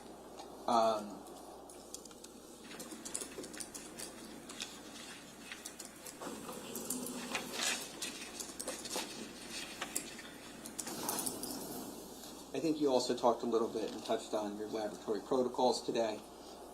Correct. And all of that is because you want to ensure that the results that you're getting are reliable, right? Correct. And those laboratory protocols are also a significant part of accreditation. That's correct. Because if your lab doesn't meet sanitary standards, I would imagine that you'd be at threat of losing accreditation. That's correct.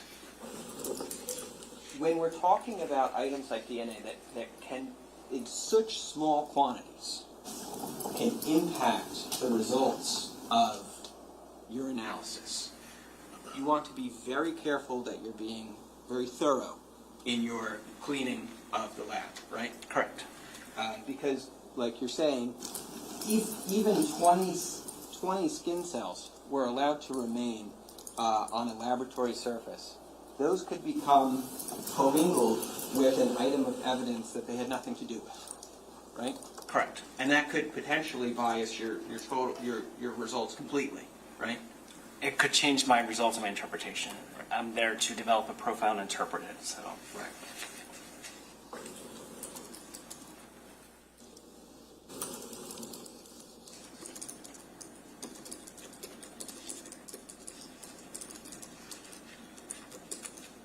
I think, just the takeaway is that, even minor deviations from lab protocol can have consequences in terms of the low-level nature of DNA samples. Yes, that's why we have protocols, and that's why I follow my protocols to ensure that my results are reliable and accurate.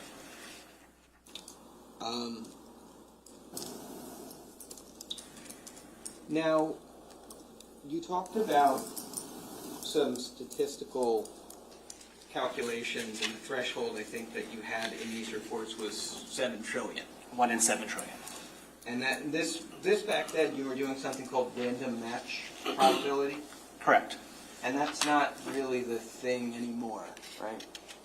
It's still a statistics that's utilized. I believe, being out of the unit for several years too, I'm not as fresh on the current technologies, but it is a statistic that can be used. They are moving towards this probabilistic genotyping that is using the computers and using different types of statistics. So it's still valid. It's still an accurate representation. It's just the trends moving to a different type of analysis and interpretation of statistic. Gotcha. When we're talking about a random match, what you're basically saying is the expectation that somebody in a given population would share the profile that you're seeing develop through your interpretation of the DNA.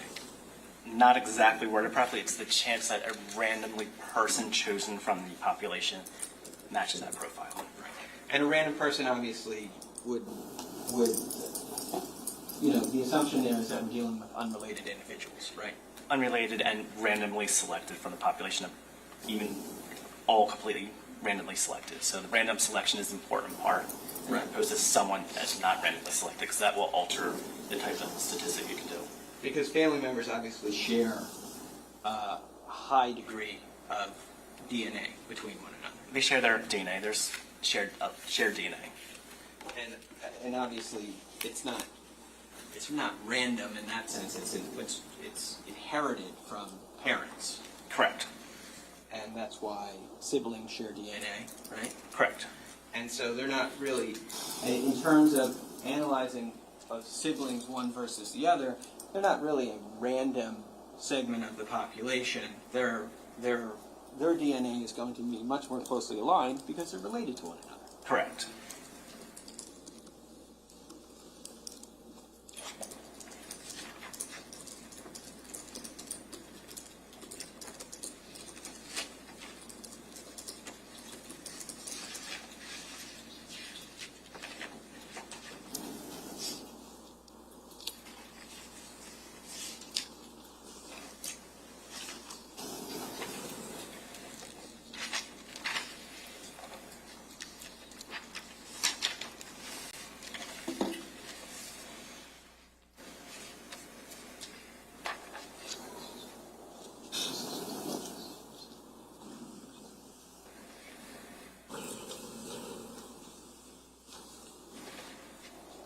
I just wanted to show you 479 that was published previously.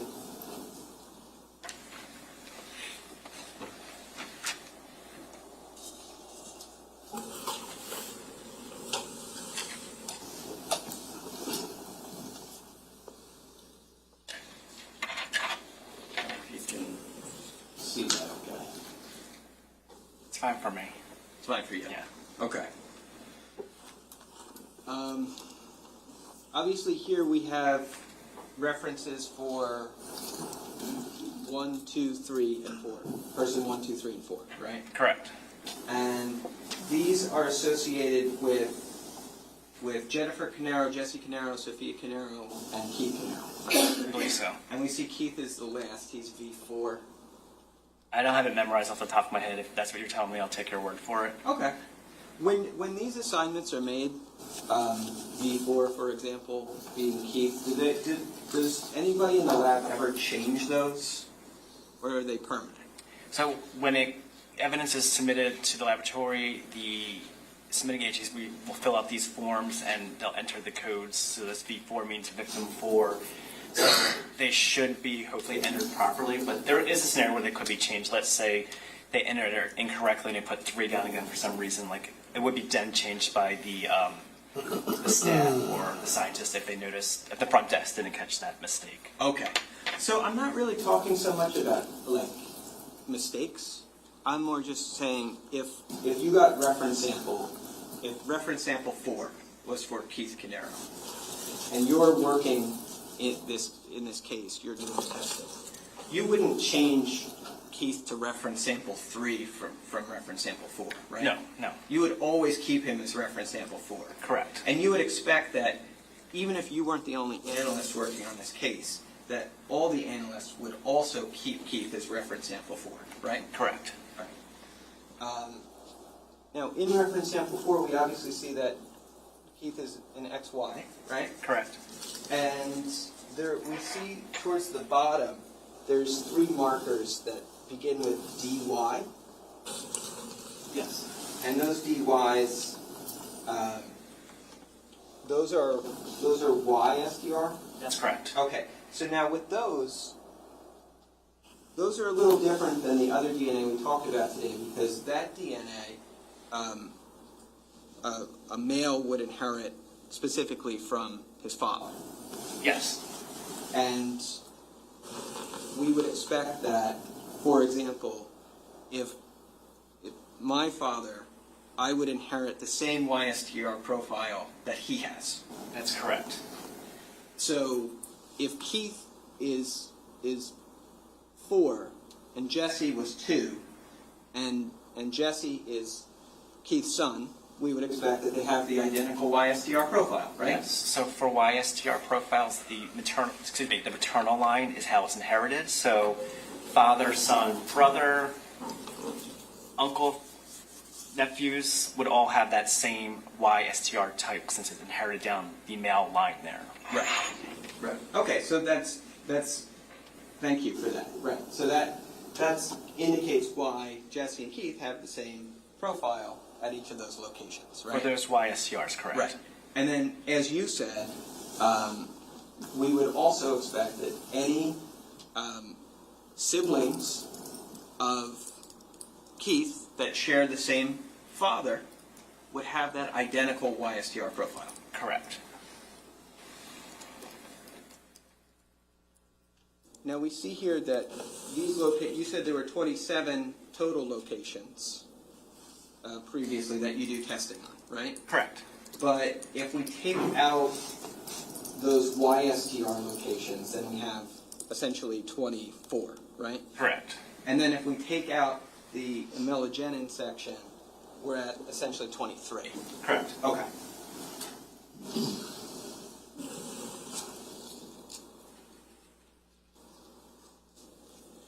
And obviously where we see here, where Keith is a 15, 17, those are the alleles at that location, the D3S location, whatever that number Yeah, is. that's right? his gene. That's his type. There's number of repeats he has in each parent at that location. Okay. And what's the significance of these these letters and numbers here? So we were talking about the locations on different chromosomes, so loci, locus is singular. So D is the designation for on chromosome 3, and then at point location 1, I think it says 135. To say 8 after that, it's a little blurry on my screen.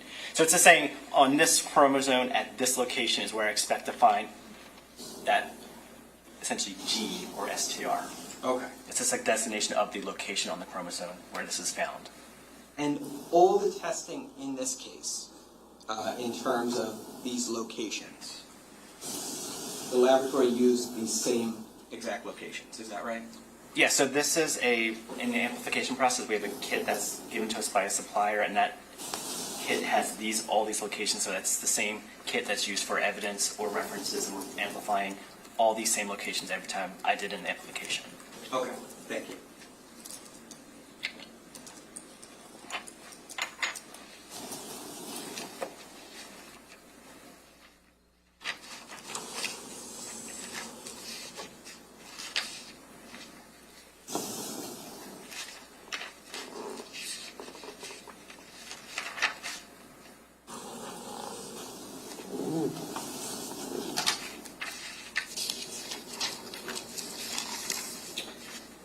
Judge, I don't think I have any further questions. Okay. Redirect. Two quick things. Sir, you just heard on cross-examination, and you discussed how family members share some alleles. Yes.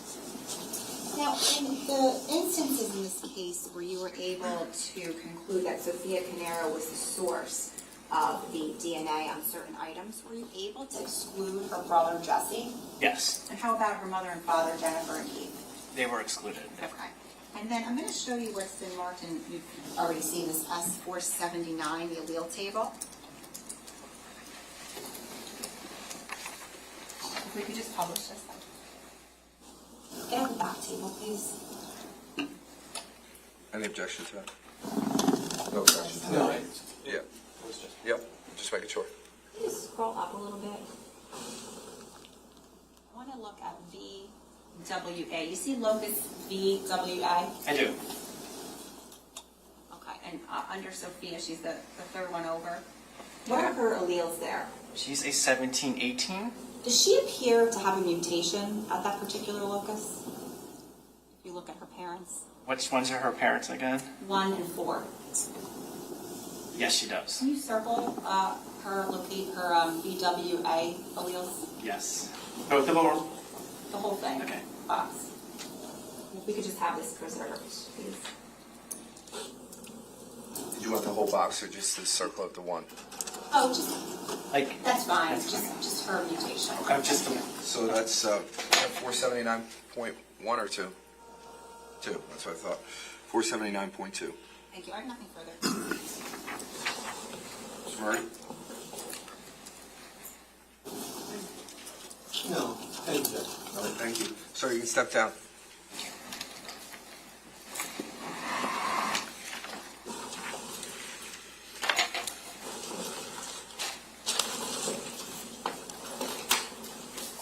Prosecutor, you want to call your next witness? Judge, the state calls Teresa Nazizan.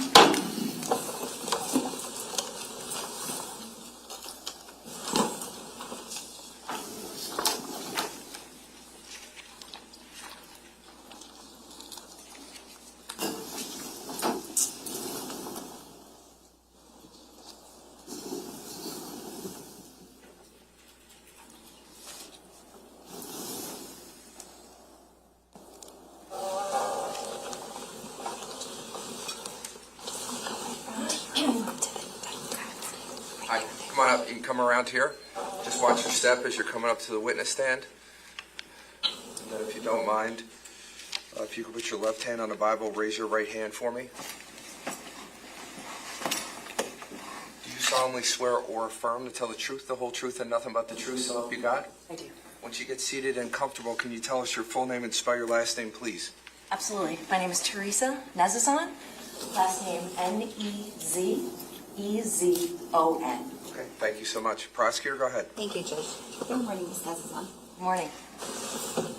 Where are you employed? I am employed by the New Jersey State Police Office of Forensic Sciences DNA Laboratory. Okay, what is your title there?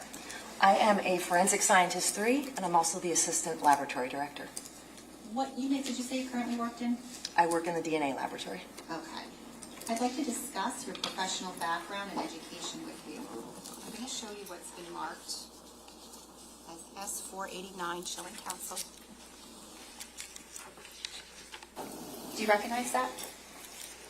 Yes, that is my CV. Could you tell the jury about your educational background, please? Absolutely. I have a Bachelor's of Science in Microbiology and Immunology from the University of Rochester in Rochester, New York, and I have a Master's of Science in Forensic Science from the John Jay College of Criminal Justice in New York City. Now, could you take us through your professional experience chronologically? Yes, absolutely. Would you like me to speak to the jobs that I had before this, or just Yes. the current? If you could start with your CV lists, the jobs that the first job that you took out when you graduated. So start there. After I graduated from college, I worked in a vaccine immunobiology lab in Rochester, New York, where we worked on pathogens that cause ear infections in children. After that, when I was working on my master's degree at John Jay College, I worked in one of the labs as a laboratory assistant, doing ordering and making sure the lab functioned correctly. And after that job, I did obtain a job at the New Jersey State Police Office of Forensic Sciences. Now, how long have you been with the New Jersey State Police? I have been with the state police for about 23 years. How long have you worked in the DNA unit? All of those 23 years. Okay. Can you take us through the different roles and titles that you've had while you were there? Sure. I began my career as a Forensic Scientist 1. During that time, I was mostly doing lab work and authoring of case files. I then was promoted to Forensic Scientist 2, and in that capacity, I was performing technical reviews of case files as well as lab work and authoring case files. And finally, I was promoted to Forensic Scientist 3, which is a supervisory title, and in that capacity, I still author lab reports, and I still peer review lab reports, but I also supervise a team of scientists. Now, was there a program that you had to complete to become a forensic DNA analyst? Yes, the New Jersey State Police Office of Forensic Sciences DNA Laboratory has a very extensive training program. It usually lasts about a year. During that time, I was required to watch caseworking scientists perform all aspects of our job. I then had to demonstrate that I could perform those techniques independently. I also underwent a laboratory practical and a written exam, and finally a mock court before being certified. Do you have to keep up with any continuing education for your profession? Yes, we are required to complete 8 hours of continuous education training per year, but we often complete much more than that. Okay. And did you have to take any proficiency testing? Yes, each scientist in our laboratory has to be proficiency tested twice per year. And how do you stand with regard to your proficiency testing? All of my proficiency tests have been satisfactory. Now, you indicated that you're the Assistant DNA Laboratory Director. Yes, that's correct. What does that role entail? That role is a bit of a jack of all trades kind of role. I assist our laboratory director. There are a lot of administrative tasks that have to be carried out. I help with that. It could be anything from doing the meat and potatoes of what we do, like so writing up cases, reviewing, all the way up to taking care of building and maintenance issues. So. Now, in total, over the course of your career, about how many cases have you worked on where you've processed and analyzed DNA samples? Many. I would estimate maybe 2,500. Okay. Now, when we're talking about cases, can a case have more than one DNA sample? Yes, absolutely. How many times have you testified in Superior Court with regard to the results of those DNA analyses that you've conducted? 35 times in different courts throughout the counties of New Jersey. Okay. And do you also peer review others' cases? Yes, I do. Okay. And how many times have you peer reviewed cases involving DNA analysis? Multiple, many cases that I've peer reviewed. I would say, again, it's in the thousands. Now, 3,000. Sorry. In the jurisdictions that you testified, actually, can you tell us, what are those jurisdictions? It would be counties throughout New Jersey, almost all of the counties I've Okay. testified in. Have you ever testified in federal court? Yes, I have, twice. Okay. In those instances, how many times were you qualified by the court as an expert in the field of forensic DNA analysis? In all of the times I testified, I was qualified as an expert witness in DNA analysis. At this time, Judge, the state would seek to have this witness qualified as an expert in forensic DNA analysis.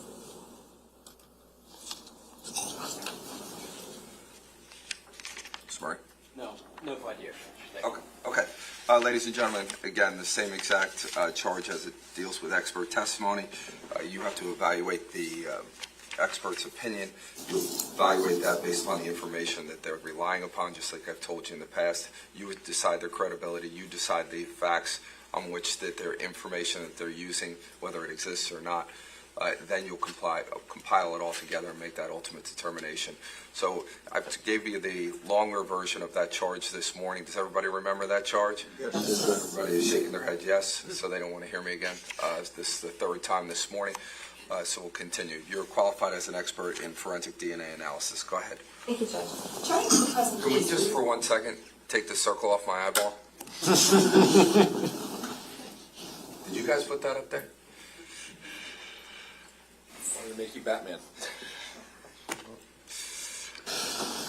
Thank you.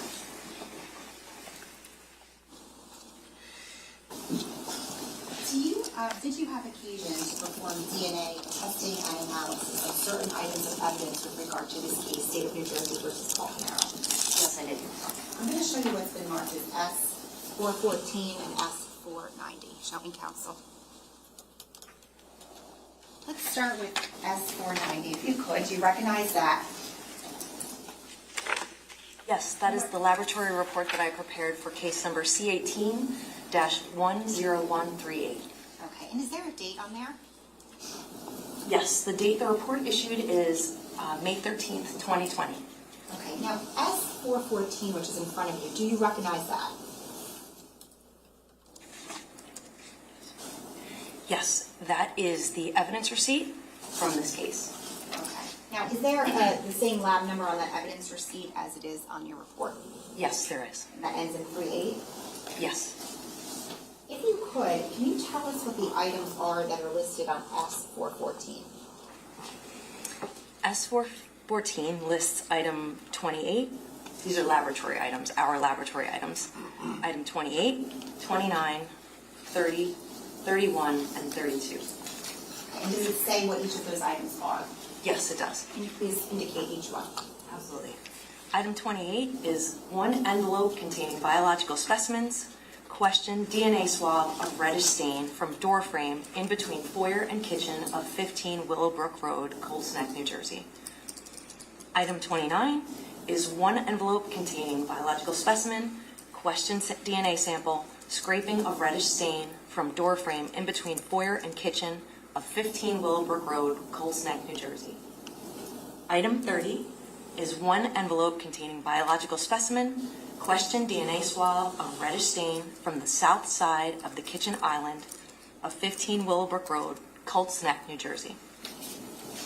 Item 31, one envelope containing biological specimen, question DNA swab of reddish stain from the lower kitchen cabinet on the north side of the kitchen next to the garbage disposal at 15 Willowbrook Road, Colts Neck, New Jersey. Item 32 is one envelope containing question DNA swab of reddish stain from the pull-out drawer just below the sink on the north side of the kitchen at 15 Willowbrook Road, Colts Neck, New Jersey. Now, of those items, which, if any, did you perform DNA testing on? Our laboratory performed testing on item 28. Okay, and specifically, can you tell us about the testing that you performed and your results, if any? Yes, so item 28, a portion of that would have come into the DNA laboratory and we would have performed the 4-step process to obtain a DNA profile on that item. So those 4 steps, they include extraction, quantification, amplification, and detection. And we were able to obtain a DNA profile from item 28. Okay, and what, if any, comparisons did you make with regard to that profile? The STR DNA profile of Sophia Caneiro matches the STR DNA profile obtained from item 28-1. Right now, what if any statistic did you assign this? The calculated frequency of the STR DNA profile is 1 in at least 2.18 million for randomly selected unrelated individuals. Can I take that back? Yes, thank you.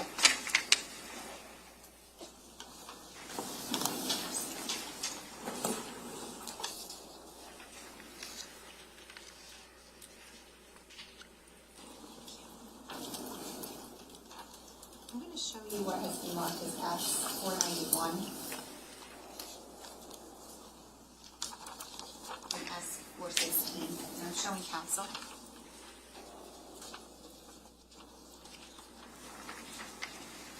We could start with S491. Do you recognize that?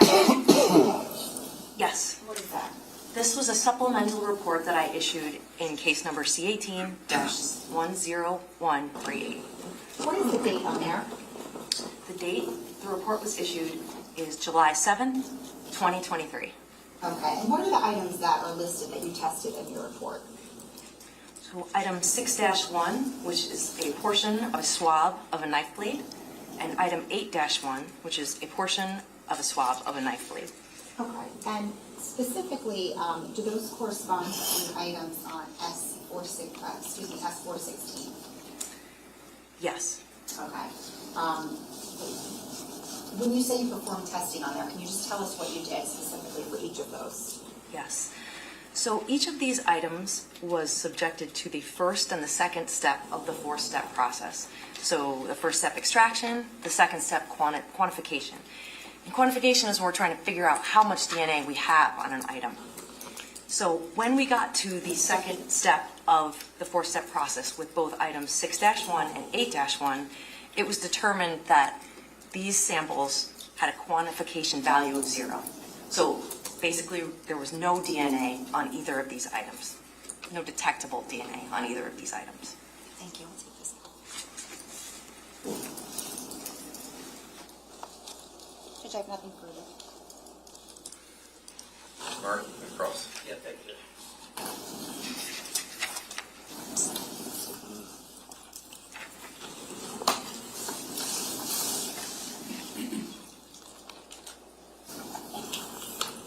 Good afternoon. Good afternoon.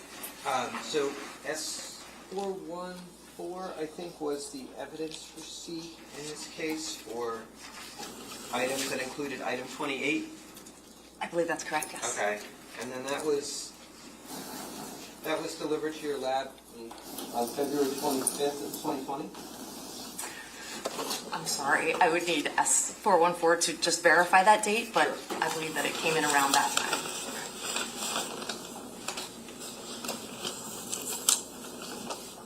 What do you think?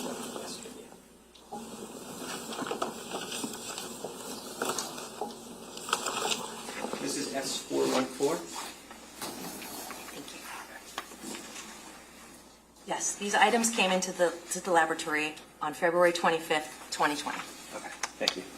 And there's also a synopsis, a brief history of examination requested within this item, S414, and it relates to, obviously all these items came, it's your understanding, from 15 Willowbrook Road in Colts Neck? Yes, I believe that was scene one. Okay, and the incident date for this case was November 20th of 2018? Forgive me. Yeah, May I no, refresh no, sure. recollection? Yes, November 23rd, 2018. Okay, well, that's what's listed there, right? Yeah, yes, that's what's listed. Now, in between then and February 25th of 2020, do you know where these envelopes of specimens were? I do not know where in the chain of custody those items were. Do you know the date on which these were collected initially? No, I do not. You have no idea. No. So, I mean, your understanding is these swabs were taken from places at the Willowbrook Road property where there was a question as to whether the the items in question had blood on them, right? I knew that they were sampled from 15 Willowbrook Road. Okay. Okay. And specifically, the evidence receipt it lists envelopes containing biological specimens, right? Correct. And it says questioned after each of them, and what's questioned is DNA swab of reddish stain, right? Right. The questioned is a designation that we give to samples that are not known reference samples. So samples from, from myself, somebody's person. Okay. Right. But all of these are, what comes after question is the phrase reddish stain from various locations, right? Correct. And these were not collected by you, right? That's correct. They were collected by a detective, presumably. Possibly, presumably. For reasons that you do not know, thought were areas of potential evidentiary interest, right? Yes. But you don't know how long these reddish stains existed on these items before they were swabbed by the detectives, right? That's correct. And it could have been a day, it could have been weeks, right? That's correct. Could have been months, That's could have possible. been over a year. That is possible. What we do know is that DNA does not last forever on items in the world, right? It degrades over time. It can, and that depends on many factors. And DNA can degrade in terms of its quantity on an item, right? Quantity is how we would measure it, but it will degrade so that we can't analyze it. The DNA will still be there, but it'll be fragmented so that we can't analyze it. And the longer a period of time that goes by, the longer the opportunity or possibility exists for that DNA to degrade, right? That is possible. Again, there are many factors that go into how long DNA can persist on an item. Sure. I think that it's probably true that, we know that you don't get to decide how things come to the laboratory, right? They come to you as they're packaged, right? Yes. And they come to you whenever they happen to be collected and sent, right? That's correct. And you're not in really any control over how long some DNA could potentially sit on an item before being swabbed, and those swabs are sent to you, right? That's correct. But ideally, you'd want that swab taken of an item as soon as possible in relation to an important event in the case, right? Ideally, but I can't, again, speak to how long the DNA, specifically in this case, was sitting there and what conditions it was subjected to and whether that would cause degradation or not. Right, right. Well, you just simply don't know, right? That's correct. But in the abstract, let's take ourselves away from the specific circumstances of this case for a second. In the abstract, you would want the DNA swabs to be taken and delivered to you sooner rather than later, right? That's correct. Because, these possibilities exist for the DNA to degrade over time, right? It can, yes. So if we can eliminate that issue with time, we would want to do that, right? Yes.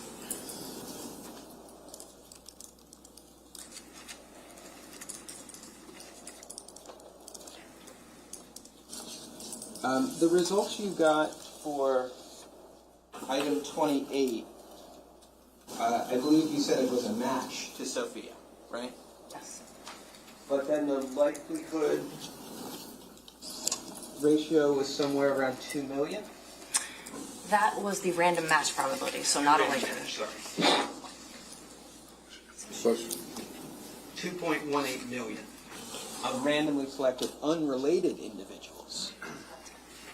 1 out of 2.18 million randomly selected unrelated individuals would be expected to share the profile that you found. Yes, that's Okay. correct. Now, you did not get a full profile from item 28. That's correct. You got a profile where many locations, many loci did not return any information whatsoever. Yes, there were some that did not have a result. Right. You actually got information from only 7 of them in terms of that sample, right? Yes, there were 7 complete loci that I could report. 7 total, complete or somewhat complete. Yes, there were other, yes.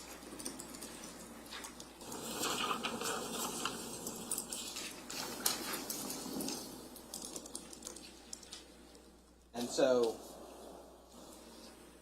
and I guess we should say that the sample obviously appeared to be an XX sample in terms of the alleles. You believed there was a female contributor. That's correct. Barring mutation, that was a female profile. Right. Now, you ran this. You amplified the sample twice. Is that correct? Yes. And then sometimes certain things appeared in amplification 1 that didn't appear in amplification 2, right? That's correct. And sometimes things appeared in amplification 2 that didn't appear in amplification 1. That's correct. There was also, I think you also included your electropherogram results for the sample, right? Yes. And sometimes, it appears that the peak heights between some of these alleles that you include as part of the table are not exactly equivalent to each other. Yes. And so sometimes one peak for, let's say, 14 at D18S51 is higher in terms of allele 15 than it is for 14. It's over double the RFU amounts, I guess. I don't have the information in front of me. Okay. Okay.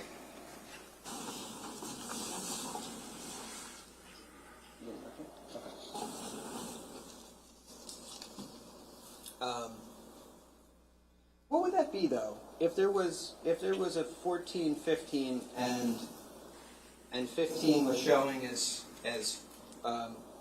those numbers beneath it are the RFUs, right? Yes. And what does that stand for? Relative fluorescence unit. And what is that? What does this mean? What is the electropherogram? The electropherogram is a graphical representation of the DNA, so the RFUs represent how strong of a signal each peak is. Okay. Mr. Murray, I'm going to give the jurors a break. It's around lunchtime now, so I'm going to stop you here. So, ladies and gentlemen, we're going to stop you for the morning here. I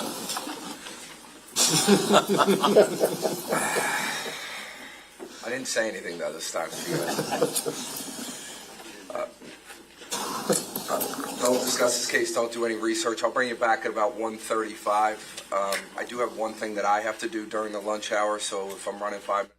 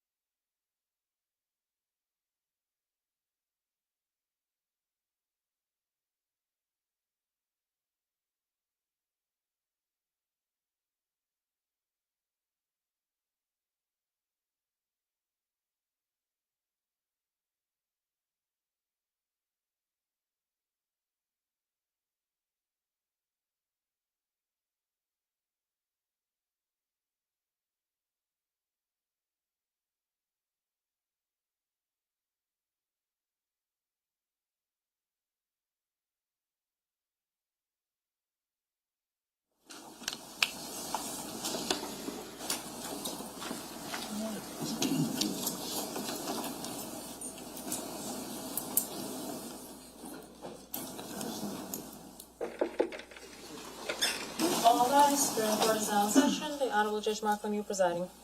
Hey, good afternoon. Please be seated. See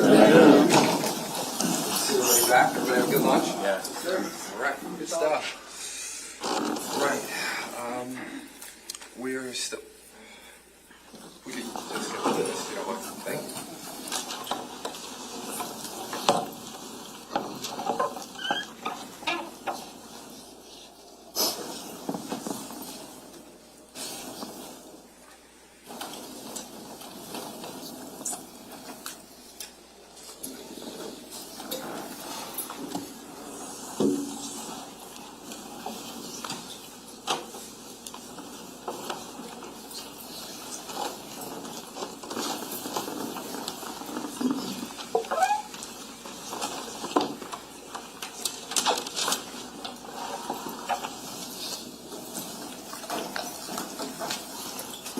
Okay, ma'am, you're still under oath, okay?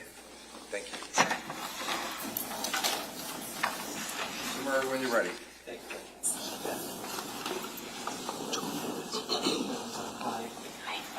So when we left off before lunch, I think we were talking about item 28-1, and that was an item that you had tested and come to a conclusion about regarding Sophia Caneiro being a match to that item. That's correct. Now, we were also talking about the fact that there were electropharograms from the testing that you did on that item, right? Yes. And I think you were in the process of explaining what the electropharogram is before we broke. So, what role does the electropharogram play in your genetic testing? So the electropharogram is the culmination of the four-step process. That's basically the visual representation of the DNA profile. Okay. And it's visual because we can see on the electropharogram there are at various places where the locus are tested, there can be spikes along a line that runs across the pharogram, right? Yes. And those spikes are associated with what is the association between a spike on the electropharogram and what's the significance for the DNA locus?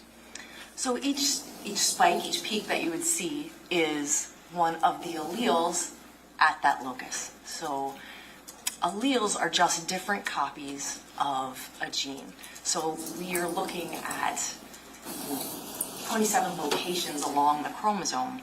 So at each location, you would expect, if there's one person's profile there, you would expect to see one or two peaks.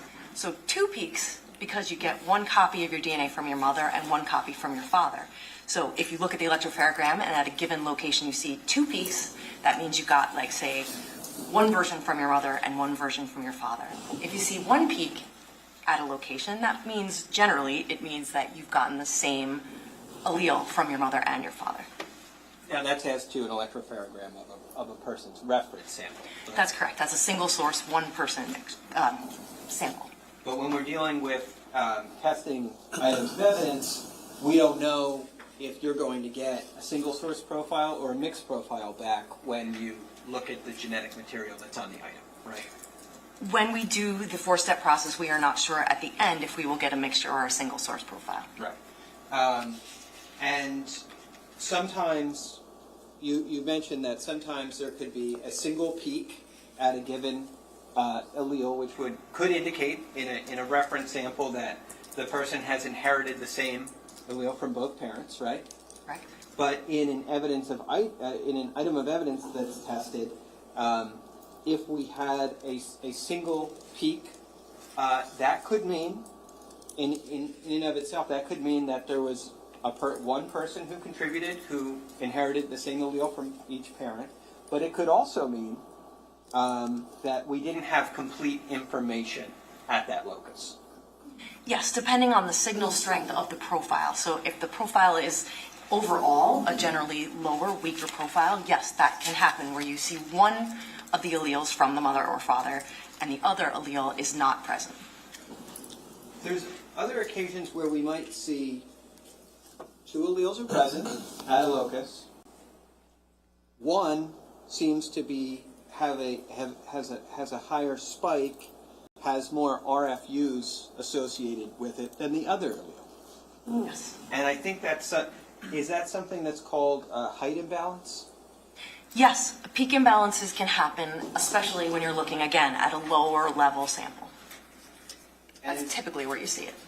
And so, if one allele, let's say, is associated with 431 RFUs, radiofluorescent units, and the other allele at the same location is associated with 207, right? Just as a general matter, obviously one allele would be coming in at less than half the RFU amount of the greater, right? Yes, in that example. And that would be would a height imbalance of that nature be significant? It all depends on the profile. So if I saw that peak imbalance in a low level sample, I wouldn't be surprised. And if I thought that could be indicative of a mixture, I would expect to see evidence of a mixture in another location within that profile. You could expect, but it in and of itself, that height imbalance could be indicative of a mixture. At one locus, I would not hang my hat on saying something's a mixture if I saw an imbalance there. Obviously, everybody who you had a sample from in this case, in terms of Jennifer Caneiro, Jesse Caneiro, Sophia Caneiro, and Keith Caneiro, they are all related to one another, right? Yes, I think so. Okay. And you had, I think in your report, you had a copy of each of their allele tables, right? Yes, each of their references was in an allele table in my report, my case file. Okay. And I think we,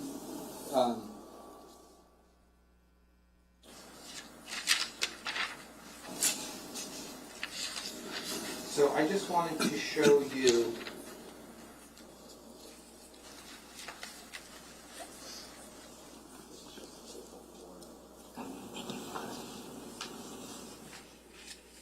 so this is D137.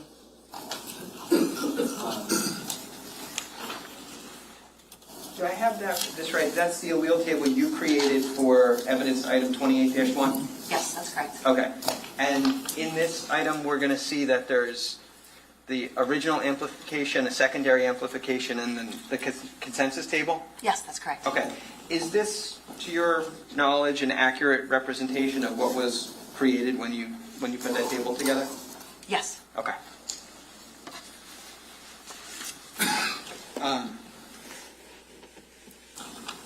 Judge, I'm going to ask to publish D-137. Objection. Go ahead.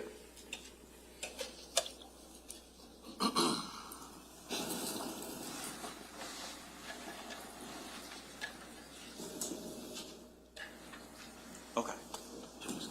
Now, it's a little hard to see, perhaps, but when we see the first column, and that's labeled AMP1, that's the one to the left, right? Yes. And then the middle column is AMP2, right? Yes. And then on the end, we have the consensus column, right? Yes. Now, the consensus column is what we're doing to build your final table of results to compare to the reference samples you have, right? Yes. And when we look at the consensus column, we're going to see that there's a number of spaces that are left blank, right? Yes. Here and here along D2S5441 and D10S1248, for example, and all the way down that column consensus, we're going to see blank spaces, right? Yes. And that's indicative of the fact that those are spaces where we have no information that we can use to compare against the reference sample, right? That's correct. So we can only rely on the information we have in terms of where you've input data into that consensus column. Is that right? Yes, that is what I would use in my final comparison. But I have to say that if there were something in here that was not consistent with my final conclusion, if there was more information in here and it was not consistent with matching Sophia Caneiro, then that would not have been my conclusion. Sure. I'm sure that that's true. I'm just simply pointing out that, when you do this testing, it is not the case that you're always dealing with a perfect, complete sample, and you have to make do with the sample that you get from the evidence, right? That is true. And you have to see if it leads you to a conclusion or if it leads you to a place where you're unable to make a determination, right? That can happen. Now, this is,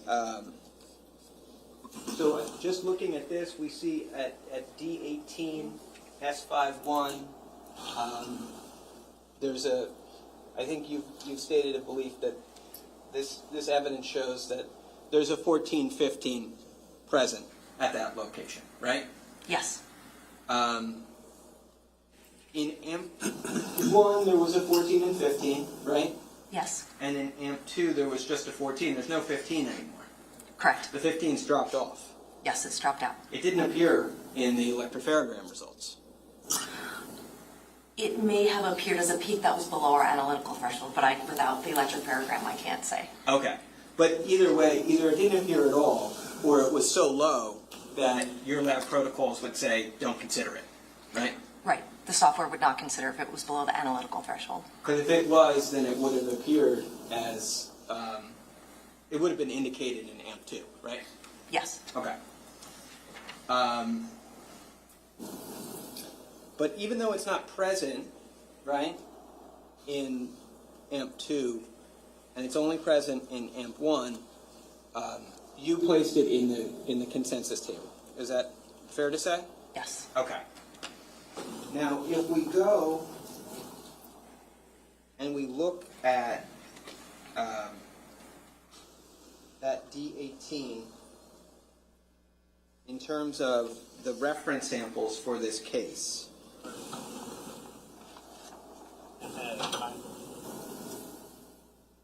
and this is S479 that was previously published. Here we can see reference samples for Jennifer Caneiro, Jesse Caneiro, Sophia Caneiro, and Keith Caneiro. Okay? Okay. Here we obviously see that Sophia's a 1415, right? Yes. And it was indicated that the item of evidence that you tested, 28-1, you concluded that at that location, that item was also displaying 1415, right? Yes. But because Sophia is related to her mother and father, and her mother and father are also reference samples here, we can see that her father, Keith, is a 1515, right? Yes. And her mother, Jennifer, is a 1314, right? Yes. And if there was a height imbalance at that location, you're saying, between 14 and 15, you're saying, look, that wouldn't be on its own enough for me to conclude that there was mixture, right? Generally, yes. But also in that sample we saw, we're missing a large amount of the data that would otherwise be testable if you had it, right? Yes, we are missing some data in that profile. And because we know that there were other reference samples who could have contributed to this, who are related, that relatedness amongst them could cause the sample to look like it's single source, even though it has the greater potential because of how these people are related to one another, of potentially being a mixture. Not necessarily. Yes, that can happen, but if this were a mixture, I would expect to see evidence of that somewhere else at a different location, at more than one location. Sure. But I think, and I'm not saying that, I'm not trying to question your conclusions about this item in particular, but what I am trying to say is that when we're looking at this random match probability, right, we're looking at this in terms of the likelihood of encountering this in a pool of unrelated individuals, right? But in the reference samples we have here, we're talking about related individuals, right? Yes. And that is a factor that doesn't really get encapsulated into this idea of constructing a statistic based on unrelated individuals being contributors. In this scenario, that's right. The statistic is calculated based upon unrelated individuals. Right.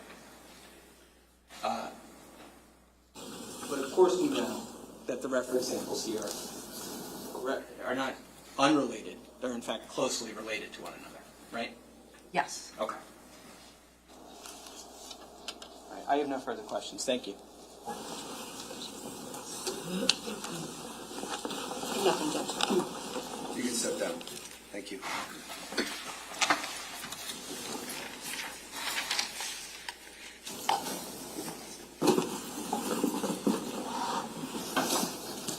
So you can call the next witness. Thank you, Judge. The state calls Christine Schlenker.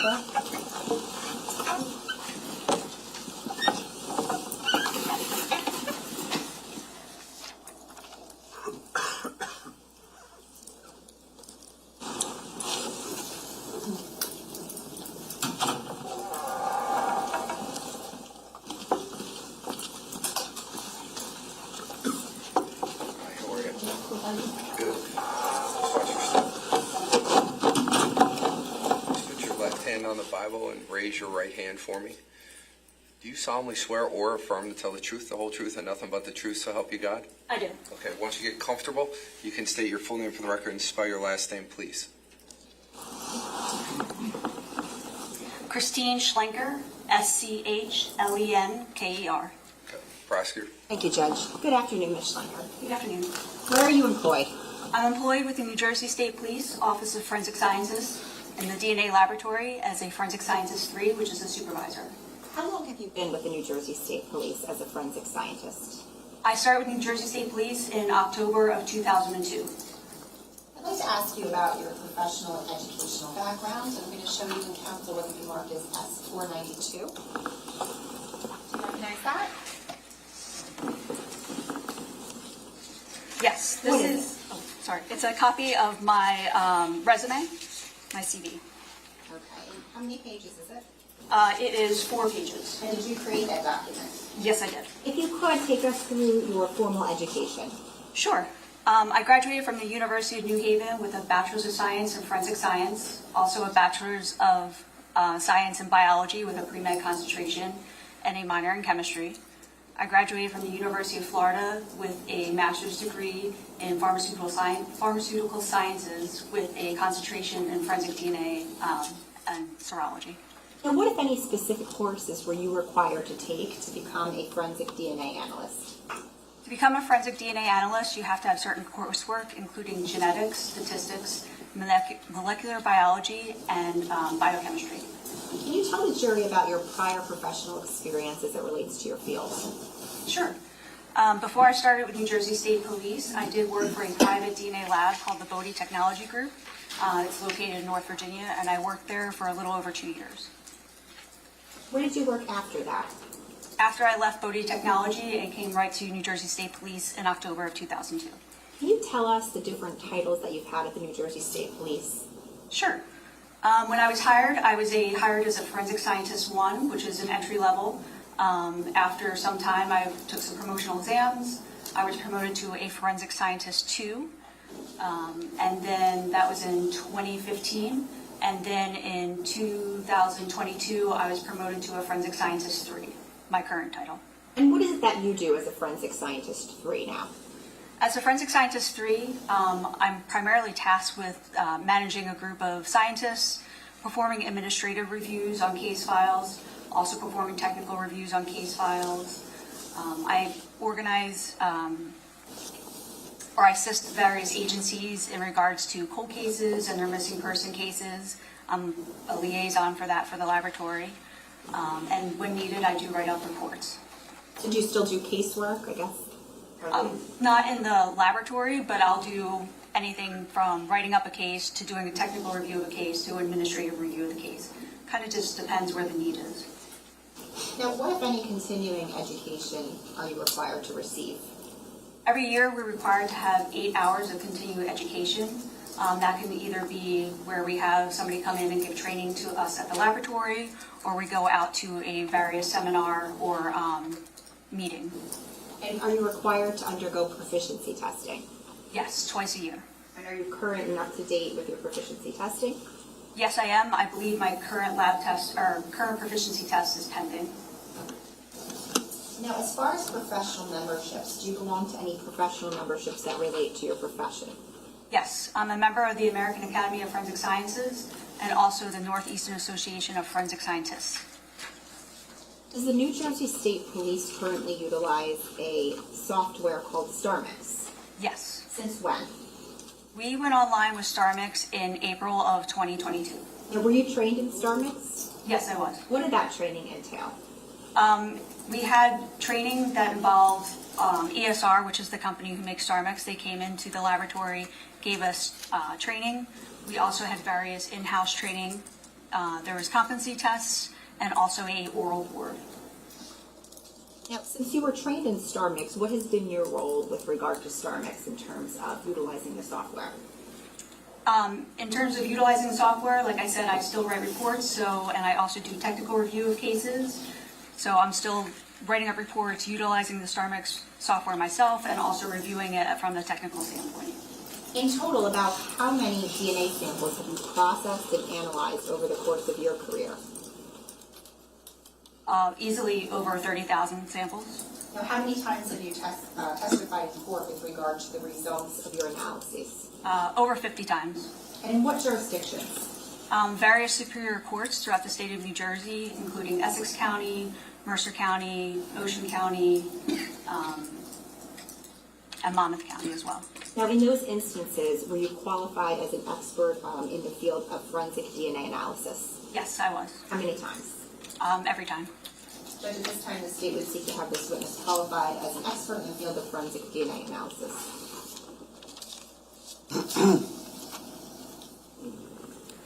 How you going, dear? Good, thank you. Okay, should be accepted as an expert. You got it. Go ahead. Now, back in July of 2023, did you have occasion to perform DNA testing and analysis with regard to certain items in the present case? Yes, I did. I'm going to show you what's been marked as S417 and S493.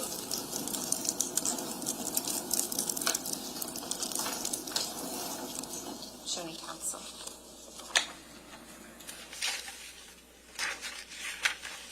If we could start with S493, if you could tell us if you recognize that.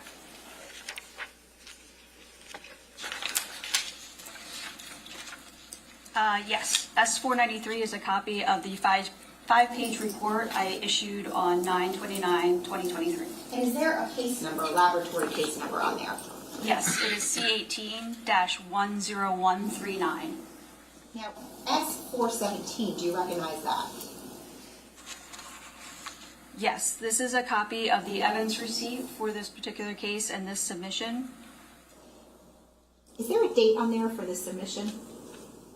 Yes, it was submitted to the laboratory on June 7th, 2023. And is there a lab number on there? Yes, again, it's C18-10139. What specific items were submitted to the lab? From the evidence receipt, item number 40, from scene 1, it was a label located on the interior waistbands of jeans. 41 was from scene 1. It was a long sleeve Eddie Bauer thermal shirt. 42 was scene 1.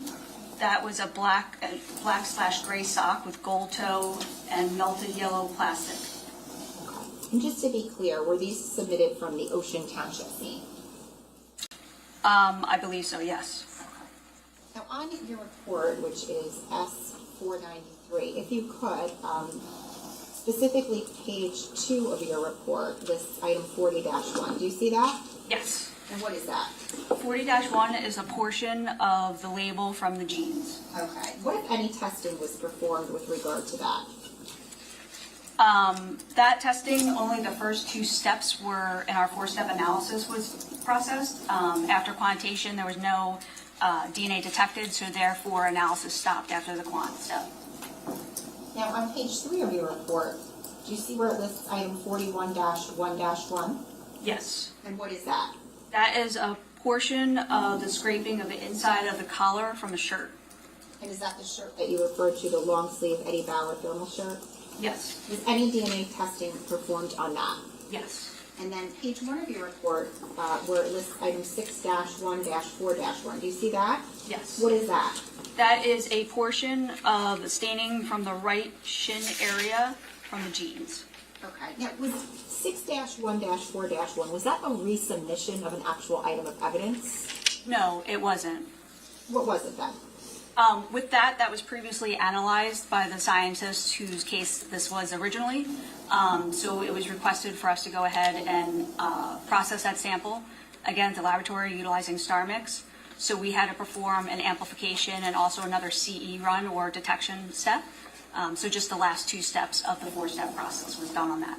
And it's, I'm sorry. Go ahead. sorry, I was saying it's just done on the extract, which is liquid that's left over from our analysis, and that's stored at the laboratory. So just to be clear, the 3 items that were listed on that evidence property receipt, of those 3 items, the label of the jeans got to you, Yes. and the portion of the shirt scrapings inside collar, did that make its way to you? Yes. The sock, did that ever come to you from No. serology?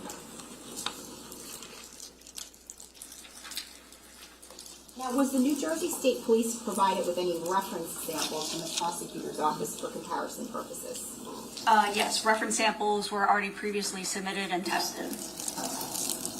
And because you utilized, as you indicated, StarMix software to assist you in your analysis in this case, I'd like to briefly discuss what StarMix is. Okay. So let's begin with what is it? StarMix is a probabilistic genotyping software that we validated in the laboratory. It helps us interpret DNA profiles and also to perform a statistical calculation when we're doing comparisons to different references. Is it particularly useful in certain samples? Yes, if we have a sample that's a mixture of, let's say, 3 or 4 contributors, it helps us with deconvoluting or determining possible different profiles that are within that mixture. Now, is StarMix intended to replace the DNA analyst? No. What is it essentially then doing? Again, it's a tool that's utilized at the laboratory. So when we get our data after our CE run, I'm first looking at that data and evaluating it to see if it's of good quality or quantity. Same thing we did prior to StarMix with our binary methods. If I determine it's of good quality, I can determine the number of contributors, then I'm then going ahead and using StarMix and inputting that data to generate an interpretation report. That interpretation report, I'm going over as an analyst. I'm reviewing the diagnostics. I'm looking at the genotypes that were proposed, the weights that were proposed for those genotypes, and seeing if I agree with it, if it's intuitive. Like I said, it's just a tool. You can compare it to something like back in the day, if you were going from point A to point B, you would have to pull out your map out your route. Nowadays, we have GPS. You could pull up Waze, put it in Google Maps, enter that information. It's taking more information into account to plan your route. So it's taking into account an accident or congestion, stuff like that. How long has the New Jersey State Police Lab been utilizing StarMix? We went online with it in April of 2022. And prior to that, did you have to, or did StarMix have to go through a rigorous validation process? Yes. And did you and other analysts have to be trained in utilizing StarMix? Yes. Can you discuss that training? Yes. As earlier, like I said, we had the company come in, or the company gave us training from ESR. We also had internal trainings, competency tests, and also oral boards. Now, is StarMix being utilized by other laboratories around the country? Yes. Do you know the approximate percentage? I believe it's about 80% of the labs are using StarMix now in the country.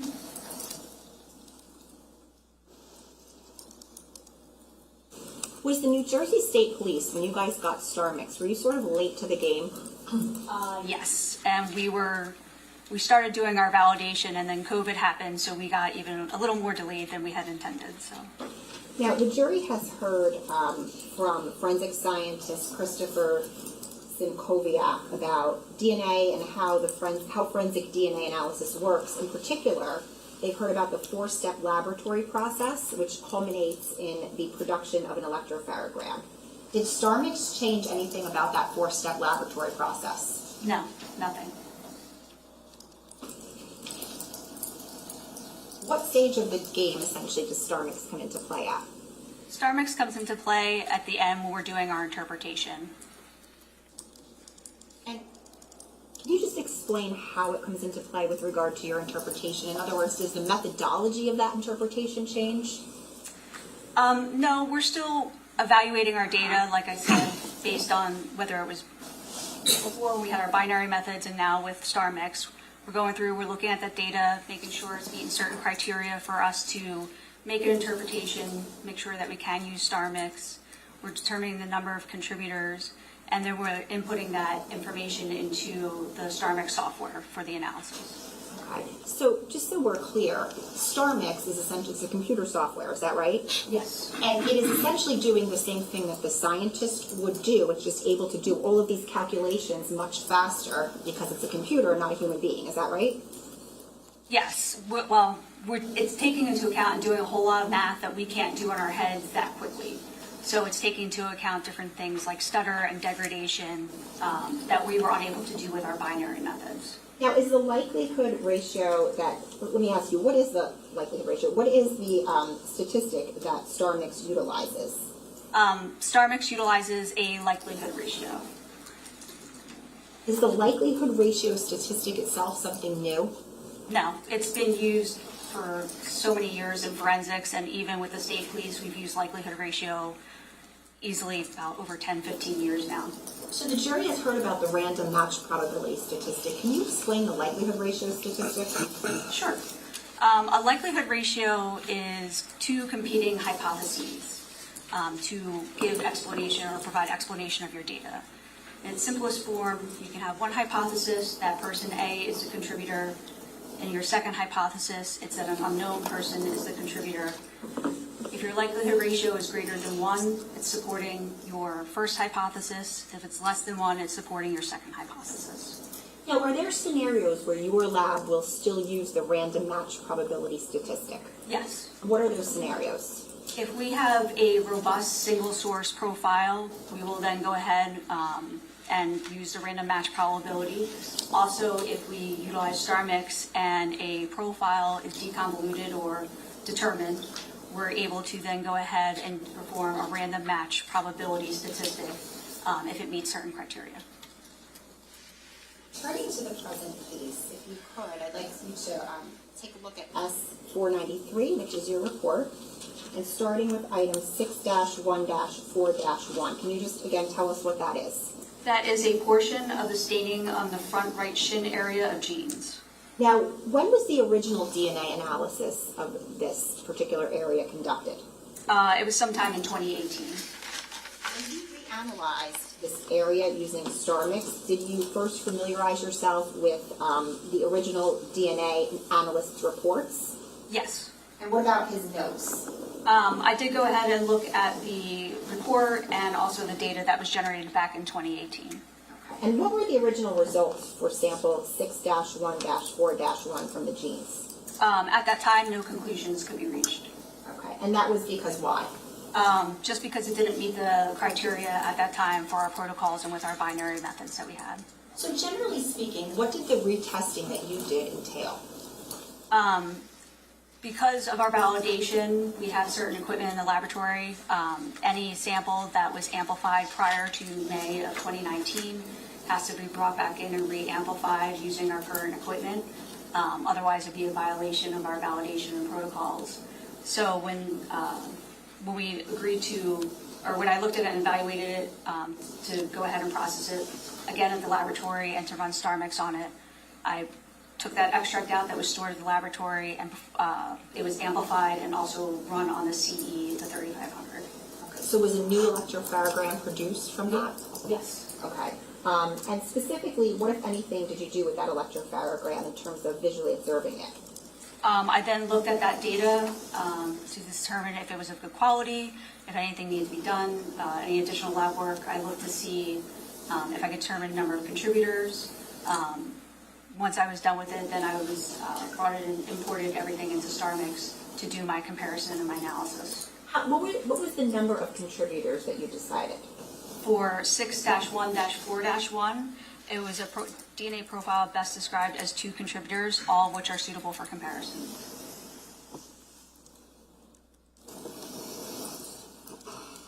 Once you determined the number of contributors, what was the next thing that you did with the electropharogram and the number of contributors? Once I determined the number of contributors and ran it through StarMix, I was then going through the interpretation report that was generated from StarMix. Again, looking at the different diagnostics, looking at the proposed genotypes for different locations, for the different contributors, looking at the weights and just evaluating the overall data. Now, did you perform or conduct any comparisons? Yes. And can you tell us about those? Yes. So when I ran it through StarMix, like I said it was best described as 2 contributors, all of which are suitable for comparison. Contributor number 1 was unknown male A. And then with that, I did comparisons to the different reference samples I had. Now, what, if anything, did you note about contributor 1?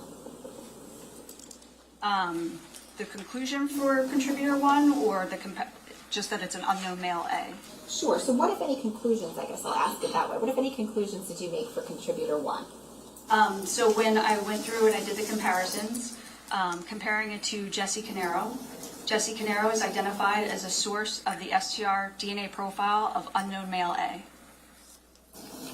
Now, was a statistic reached for Jesse Caneiro? Yes, it either met or exceeded our source attribution threshold, which is 1 in 8 trillion. And that statistic was generated and it's in part of my case file. If I showed you that part of your case file, could you give us the specific statistic? Sure. I'm going to show you what's been marked as S494. I'm showing council.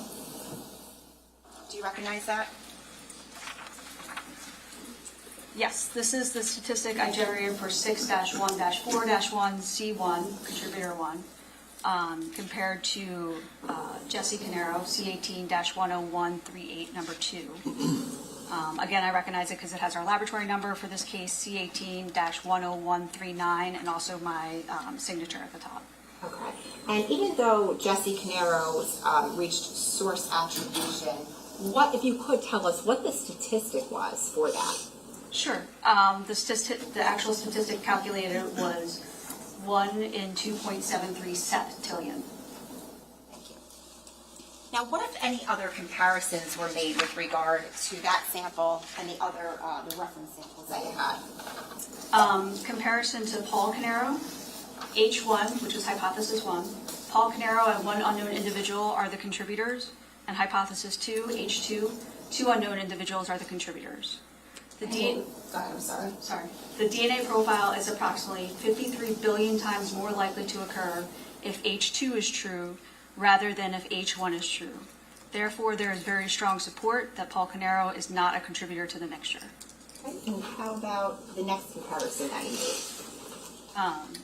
Sorry, one quick thing. Sure. New Jersey State Police, when we issue our likelihood ratios, we actually report out the unified likelihood ratio that's generated in our StarMix reports. So the unified is actually taking into account unrelated individuals and related individuals, and that's what's reported out in our case files. Thank you. All right. Now, what is the next comparison that you made? Comparison to Jennifer Caneiro. H1, Jennifer Caneiro, and 1 unknown individual are the contributors. Or H2, 2 unknown individuals are the contributors. Assuming 2 contributors, a likelihood ratio of 0 was calculated, which excludes Jennifer Caneiro as a possible contributor to the mixture. Okay. And did you make any other comparisons? Yes.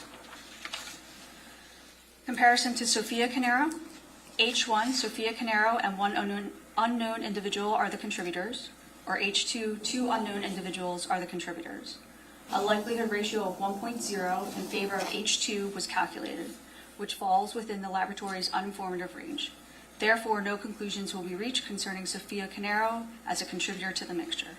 And just so we're clear, when we're talking about these comparisons, are you comparing it to the second person in the mixture? We're comparing it to the mixture itself. Okay. And what was the next comparison that you did after that? Comparison to Keith Caneiro. Keith Caneiro and one unknown individual are the contributors, and H2, two unknown individuals are the contributors. The DNA profile is approximately 440,000 times more likely to occur if H2 is true rather than if H1 is true. Therefore, there is strong support that Keith Caneiro is not a contributor to the mixture. And what's the final comparison that you made? A comparison to Sean Edson.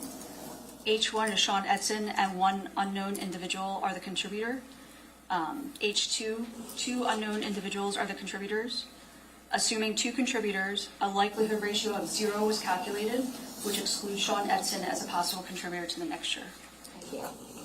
Now I'd like to refer you to the other sample that you performed DNA testing on in your report, specifically 41-1-1. Can you just remind us, what is that? That is a portion of the scraping of the inside of collar of a shirt. And what, if anything, did you do with regard to generating a DNA profile from this sample? This sample underwent a 4-step process in the laboratory. Again, an electrophoregram was generated at the end of that 4-step process, which I evaluated, looked to see if it's good quality, if it's sufficient for star mix, also determined number of contributors. Was it sufficient for star mix? Yes. And did you run it through star mix? Yes, I did. What, if any, comparisons did you make? Again, I compared it to all of the references that were submitted. And can you tell us the conclusions of those comparisons? Sure. First, the SCR DNA profile is best described as two contributors, all of which are suitable for comparison. Comparison to Paul Caneiro. H1, Paul Caneiro, and one unknown individual are the contributors, and H2, two unknown individuals are the contributors. The DNA profile is approximately 110 million times more likely to occur if H1 is true rather than if H2 is true. Therefore, there is very strong support that Paul Caneiro is a contributor to the mixture. And just to be clear, are we talking about the collar scrapings that you described earlier from the shirt 41-1-1? Yes. What other comparisons did you make in this case? Comparison to Jennifer Caneiro. H1, Jennifer Caneiro, and one unknown individual are the contributors. H2, two unknown individuals are the contributors. The DNA profile is approximately 24,000 times more likely to occur if H2 is true rather than if H1 is true. Therefore, there is strong support that Jennifer Caneiro is not a contributor to the mixture. What was the next comparison that was done with regard to the sample? Comparison to Jesse Caneiro. Jesse Caneiro and one unknown individual are the contributors, or H2, two unknown individuals are the contributors. The DNA profile is approximately 400 million times more likely to occur if H2 is true rather than if H1 is true. Therefore, there is very strong support that Jesse Caneiro is not a contributor to the mixture. And what was the next comparison you made? Comparison to Sophia Caneiro. H1, Sophia Caneiro, and one unknown individual are the contributors. H2, two unknown individuals are the contributors. A likelihood ratio of 77 in favor of H1 was calculated, which falls within the laboratory's uninformative range. Therefore, no conclusions will be reached concerning Sophia Caneiro as a contributor to the mixture. How about the next one?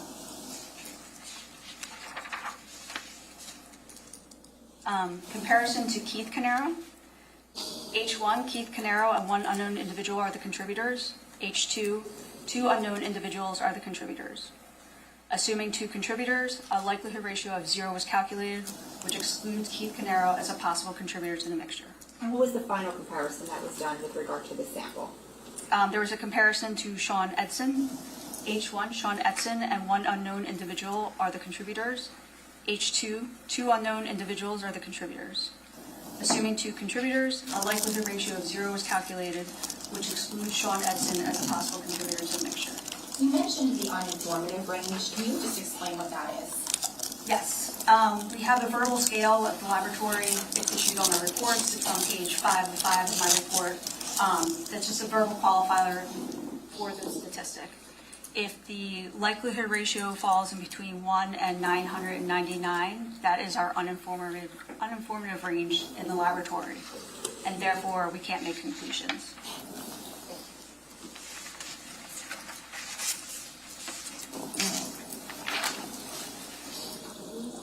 And nothing further. Cross.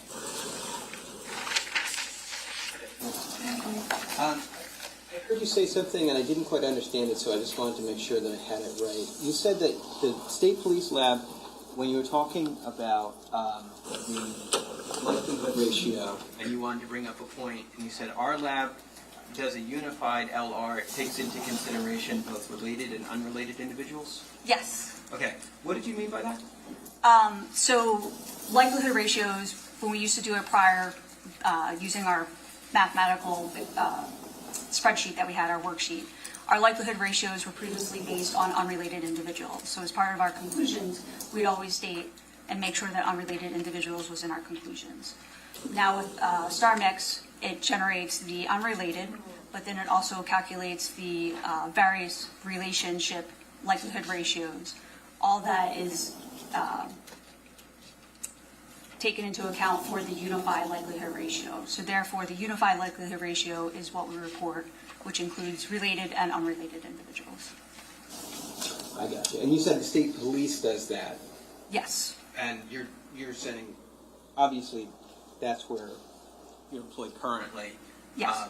And you're not. That's a function that's part of the StarMix testing that the state police does, right?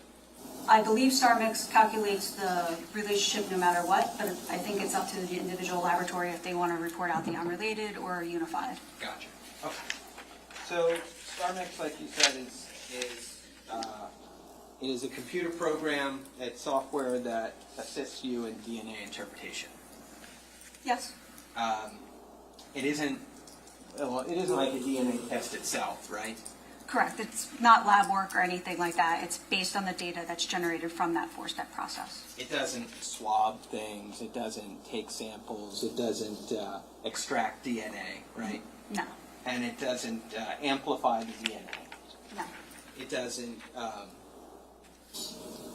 Basically, after the lab has done things to extract and amplify DNA, that sample could be suitable for submission to StarMix. Correct. Okay. Now, StarMix doesn't actually observe biological material, right? It doesn't look at cells or blood or saliva or things like that. No, it's looking at the DNA profile that's generated from the lab work. Right. So what it's really looking at is numerical data. It's looking at all the data that's generated, yes. The allele peak heights, stutter, yes, all that. And all those things are, in some fashion, input into it, so it's able to look at that, right?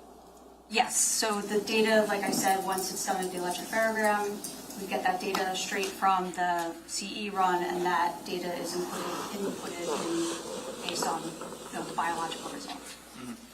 Mm-hmm. Now,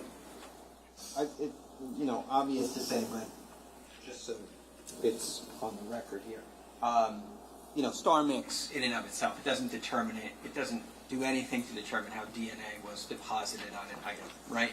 Correct. And it can't tell you how long DNA's been on an item, right? Correct. It can't tell you why or who deposited it initially, right? Correct.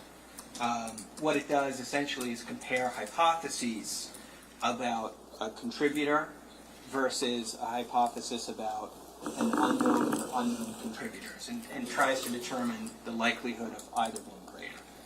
Correct. The likelihood of either hypothesis.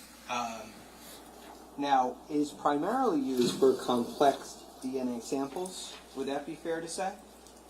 It's used for all samples at the laboratory, even some single source samples. Right. I mean, now it is. So Yes. it's. I think it's becoming probably routine for state police lab to use it, even if it's not a complex mixture, right? It's always been like that, yes. Okay.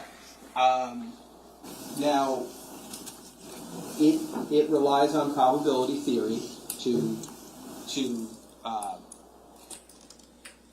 output the results that it gives you, right? Correct. We're putting in the number of contributors, we're doing the comparisons to different references, and it's comparing those two hypotheses. Right. And obviously the two hypotheses or the propositions, one proposition that you're inputting to it is typically going to include a proposition that the person of interest is included in the sample, right? Yes, when we're doing our comparison, like I said, we're comparing based on the profile. Is the comparison that's person part of the mixture or a contributor or an unknown? And the likelihood ratio is a comparison of those competing hypotheses. It's not a conclusion about a person being a contributor to the mixture. Well, the likelihood ratio will support inclusion or exclusion, and you get that numerical value, and then we have that verbal qualifier. Right. So the verbal qualifier is some support for a proposition, strong support, very strong support for the proposition. Yes. That's the verbal scale you're talking about, right? Yes. When it came to Jesse, for example, you were able to do source attribution regarding that 6-1 item that you've attributed as that sample was contributed by Jesse Caneiro, right? Yes. And that was you didn't it exceeded the threshold for which you can do source attribution, but the prosecutor asked you what the statistic would have been or what it was calculated as, and it was in excess of a septillion. Correct. Right? And so a septillion, I think I did this right, is like 27 zeros. I think it's 24 zeros. Maybe, yeah. Okay, let's call it 24. And then, but for Paul, on that 41-1, the likelihood ratio you got there was 110 million, right? That is, yes, so it's a likelihood, I believe that was the statistic. It's a likelihood ratio compared to a random match probability. So the likelihood ratio, I believe, was in support of H1. Right. The hypothesis H1 was 110 million times more likely than H2. In support of, yeah. Right. And 110 million or 100 million has 8 zeros. Correct. Okay. So the software and the verbal scale is going to say the same thing about both of those numbers. The verbal scale is going to say a number with 24 zeros after it provides very strong support for a proposition, right? Actually, no, the verbal scale is only for the likelihood ratios, Well, not for the random match probability, which is a completely different statistic. well, is there something stronger than very strong support in the verbal scale? Again, the verbal scale isn't meant for any of our random match probabilities. That verbal scale didn't start with our reports until we went online with StarMix. Sure. And we've been reporting out source attribution and random match probabilities for a long time. Right. I'm just saying that the verbal scale goes, it looks to me like it goes from 0, which is exclusion, right, to 1 million or greater, which is very strong support, Yes. right? And there's nothing on the verbal scale, there's nothing that comes after very strong support, right? Correct. And so after 1 million or greater, the verbal scale kind of just tops out there. Anything over 1 million, it can go to infinity. There's nothing stronger in the verbal scale than very strong support, right? Again, that's for the likelihood ratio, yes. Yeah, right. But,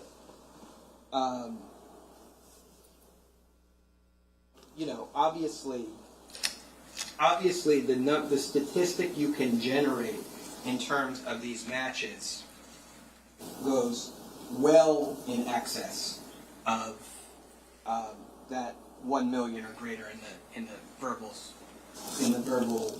qualifier scheme, right? Yes, our random match probability can go higher than 1 million. And again, that likelihood ratio verbal qualifier is for our likelihood ratios. Right. But that number that's generated in terms of the statistic, it could be in the millions, but it could be in billions, right? For a likelihood ratio or a random match? For a likelihood ratio. Yes. Or it could be in the trillions, right? I guess.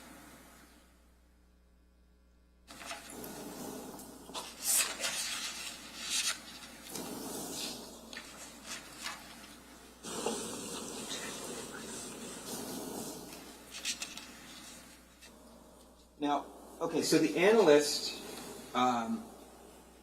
such as yourself, would have to decide certain things about what to tell StarMix in terms of the contributors to the mixture, right?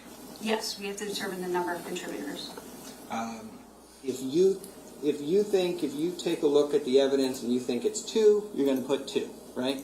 Yes, If you think it could be 3, you're going to put 3, right? correct. Now, the more contributors you have, the more complex the sample becomes, right? Not necessarily. If you believe that there's 3 contributors, the way that 3 people could contribute to a mixture is more varied than the way that 2 people can contribute to a mixture.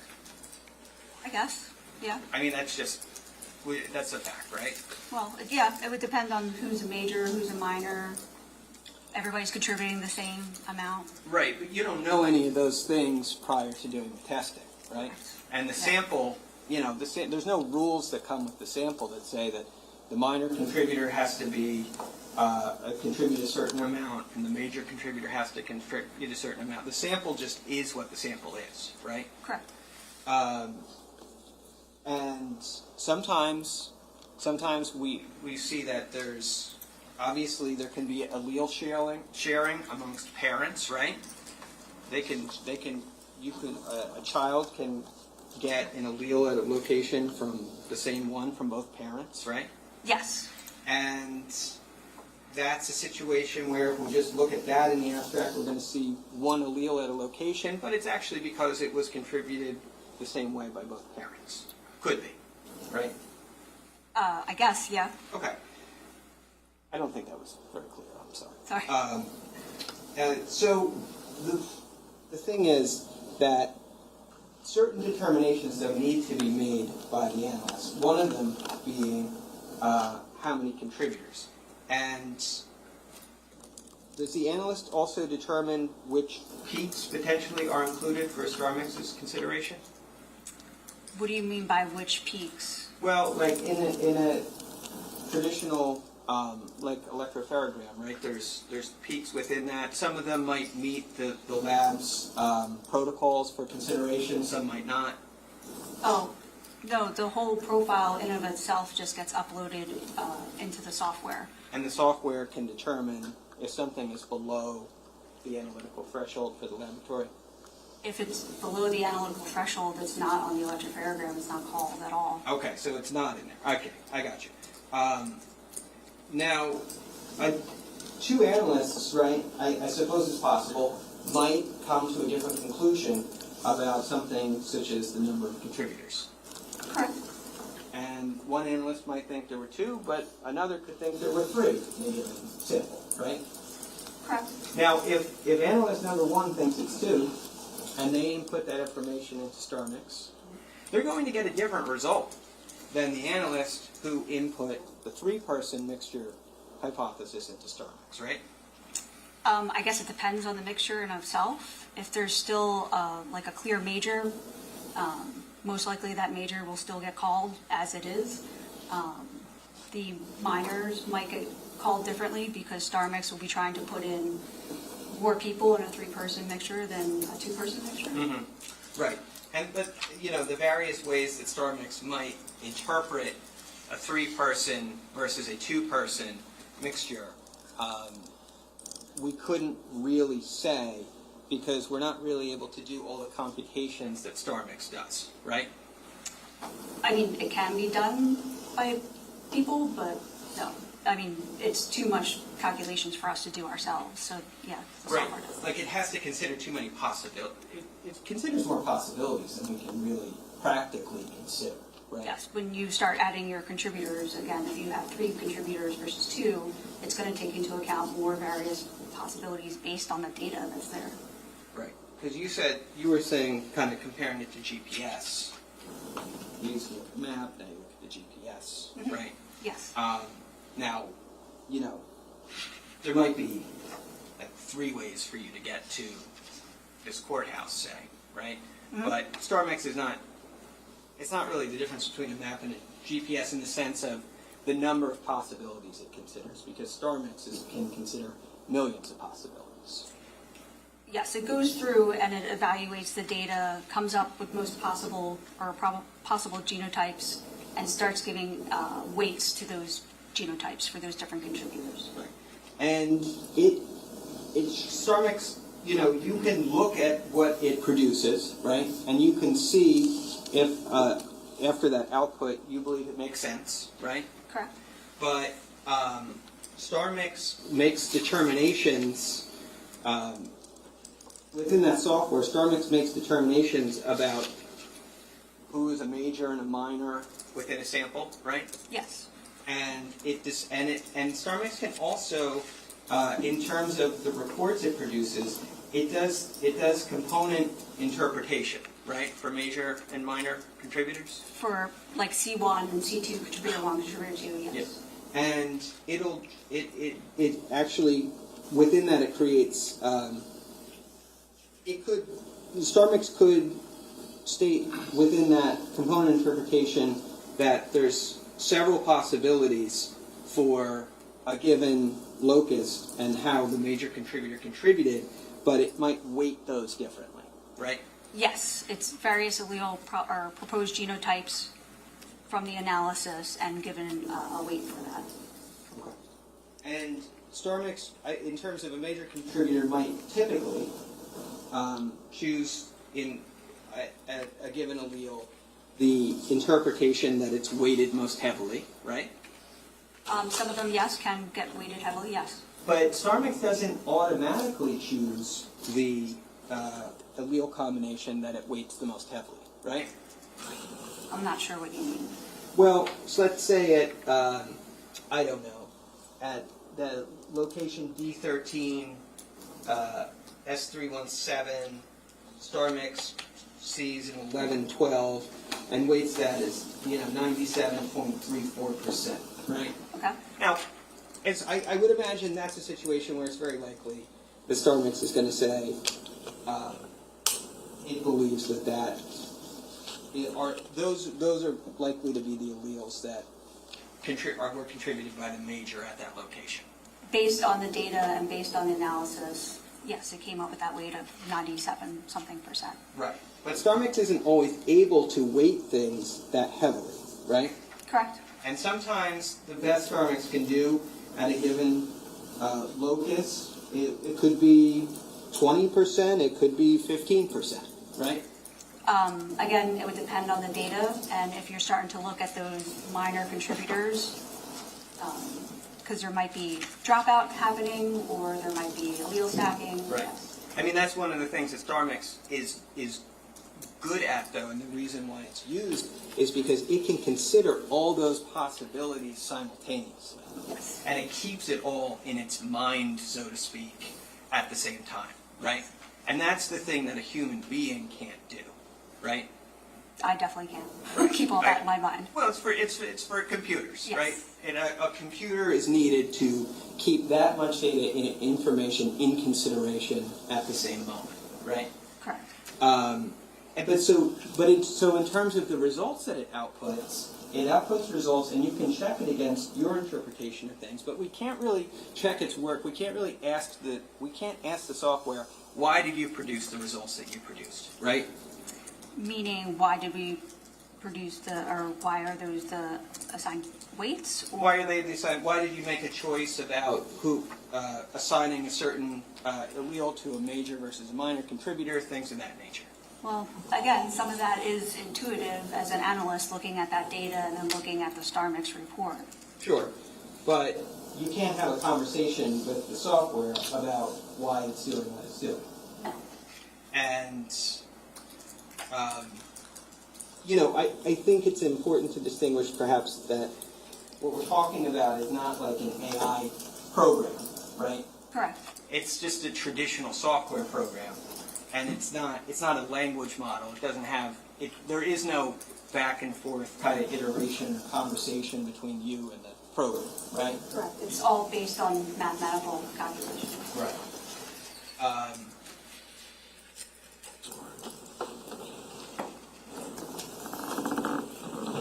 Now, obviously, because of that, StarMix depends on it's working appropriately depends on it being set up correctly, right? Yes. And it depends on the user understanding how the software operates, right? Yes, having some knowledge of that, yes. And it's going to be the most effective when the assumptions about an item of evidence that are input into it are correct, right? Yes. If incorrect assumptions are used, then the output that it gives could be misleading, right? If the input is incorrect, meaning like an artifact is left in, or, I mean, yes, that could Right. affect the data. Or number of contributors, right? Yes, if number of contributors, if you're running it and there are diagnostics that you can look at to go back and reevaluate your data. You know, you mentioned the thing about StarMix having this unified, you can do this unified look at it where you're considering both relatedness and unrelated individuals. Yes. Right? But as a general proposition, would you agree that related individuals obviously share more of their DNA with one another than unrelated individuals do, right? It depends on the relationship between individuals in a family, but yes, but there's plenty of times where strangers share the same amount of similar, or the same alleles, rather. Okay, yeah, we should talk about that. It's not as if, when we're looking at these locations, right, where the genetic testing matters, and we're looking at the alleles along those 23 or so locations, right? First of all, we're doing that because those are the areas where it's been determined that there's a high amount of differentiation among individuals, right? Correct. At high enough that with the right amount of data, we can basically determine whether somebody is potentially the source of biological material left unentitled, right? Correct. But even though that's the case, we would anticipate that unrelated people, strangers, even amongst those alleles that we look to for differentiation, strangers over those 23 locations are going to share a certain amount of data with one another, right? It's completely random that they might have the same allele or not. Yep. And do you have any idea, or do you have a thought about how much the average person is likely to share in terms of those 23 alleles with the stranger? No, and it depends on the people. It can vary from person to person, just depends on your profile. Sure. I mean, on an individual case, but I'm just saying in terms of people in general. No. Okay. Obviously, when we're talking about siblings, we're going to assume or imagine that siblings are going to share more of their data, their DNA, than just unrelated strangers, right? Yes, siblings in theory should share 25%, meaning they have the same profile or same alleles at those locations. About 50% of the time, they might share just one allele with their sibling. And the other 25% of the time, they're different than their sibling. Mm-hmm. Okay. So, would it be fair to say that on average, we would anticipate that siblings who have the same parent, both same biological parent, would share about 50% of their DNA with each other? Yeah, I guess it's fair to say whether it's an exact share or half of it, yes. Obviously, that can vary, right? Siblings could be full siblings and share less than 50% of their DNA, right? Yes. And siblings can be full siblings and share more than 50% of their DNA. Yes.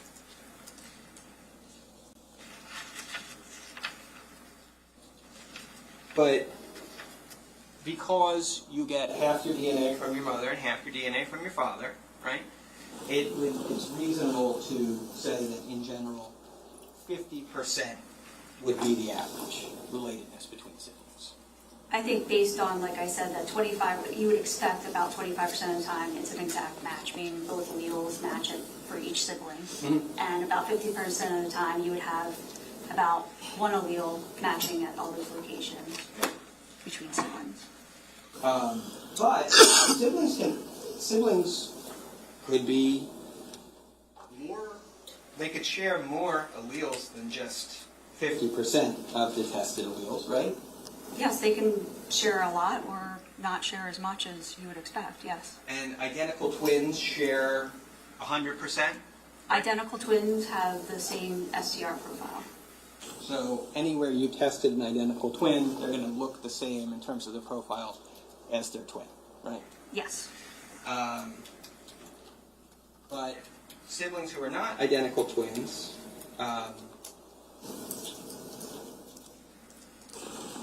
well, by the way, did you happen to see, or how many of the tested alleles, in this case, there are where Paul Caneiro matches Keith Caneiro? No. You did. And if I told you it was about 70%, would that be a surprising number or unsurprising?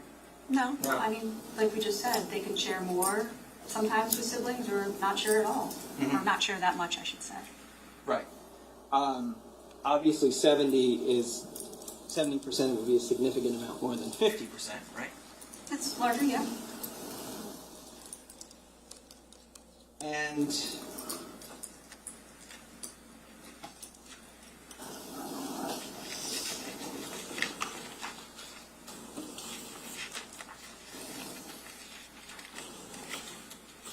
obviously, 70%, though, is a level of overlap that you wouldn't expect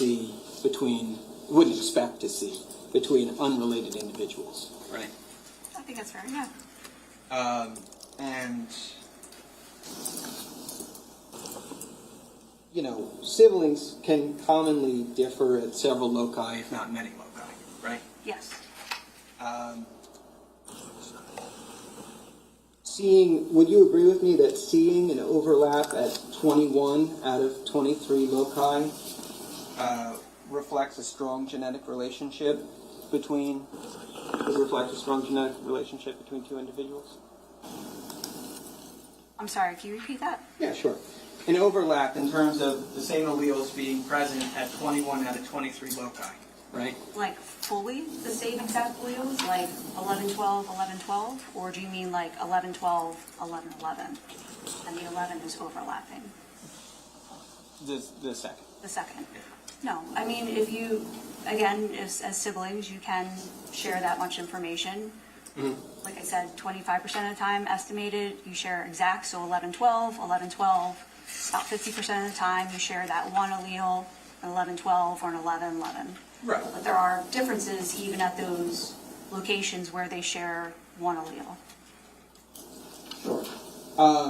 Obviously, the overlap, it doesn't mean that the profiles are going to look identical or be indistinguishable, right? You know, that's not meant to suggest that. But obviously, the degree of overlap is something that you'd expect to see far more often among siblings than unrelated people, right? I would expect it, yeah. Okay. All right, we're going to take a break now. I'm watching everybody. It's time. If we could just move we're going to take our mid-afternoon break. We'll start back up at 10 minutes after 3. So we'll discuss this case. Don't do any research. You almost got jumping jacks, just so you know.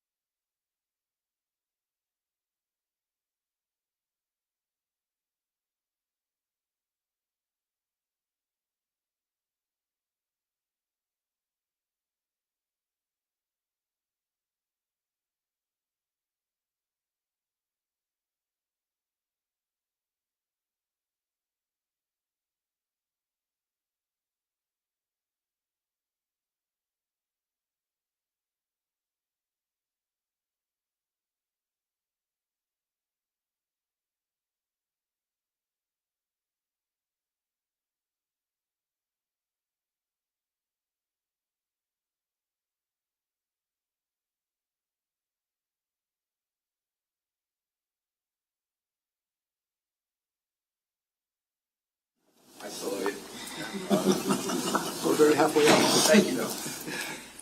All right, Mr. Murray, whenever you're ready. Thank you. Thank you. So, ma'am, we had been talking before about item 41-1-1. There's the shirt collar, right? The scraping. And the scraping, and that's the one where the hypothesis H1 was more likely than H2, right? In which comparison?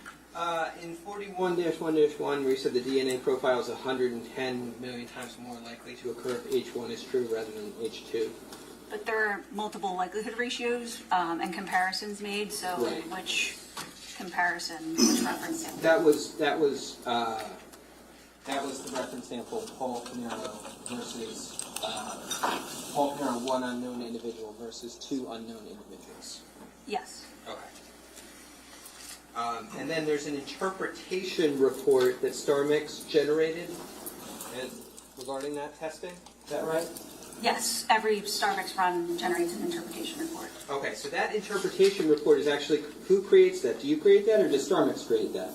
That is created by StarMix. Okay, so the contributor degradation curves, those graphs are created by StarMix? Yes, based on the data. And then anything about stutter variance or back stutter, that's all created by StarMix, right? Yes. You don't have input into the generation of those reports, right? Yes, again, it's created by StarMix based on the mathematical calculations. Sure. The summary of likelihood ratios, that's created by StarMix. Yes. And the per locus likelihood ratio report, that's created by StarMix, Yes. right? That's all calculated by StarMix. The component interpretation in terms of contributor 1 and contributor 2, that's all created by StarMix. Yes. The weight attributed to each one is created by StarMix. Yes. The component that it finds greater than or equal to 99% at each locus, if it finds that, is created by StarMix. Yes, all the weights assigned to those genotypes, yes. The component interpretation summary, where it analyzes contributor 1 versus contributor 2, that's created by StarMix. I'm sorry, what is it? Yeah, sure. Thank you. This is, I marked this as G132.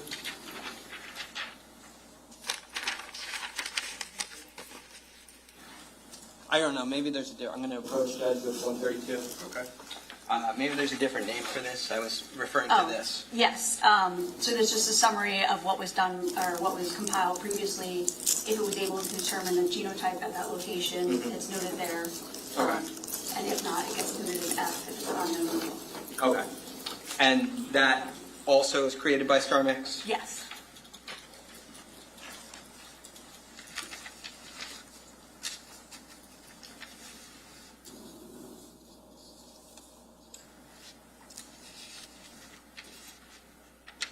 Then there's a section of this report, page 10 and 11, evidence input files.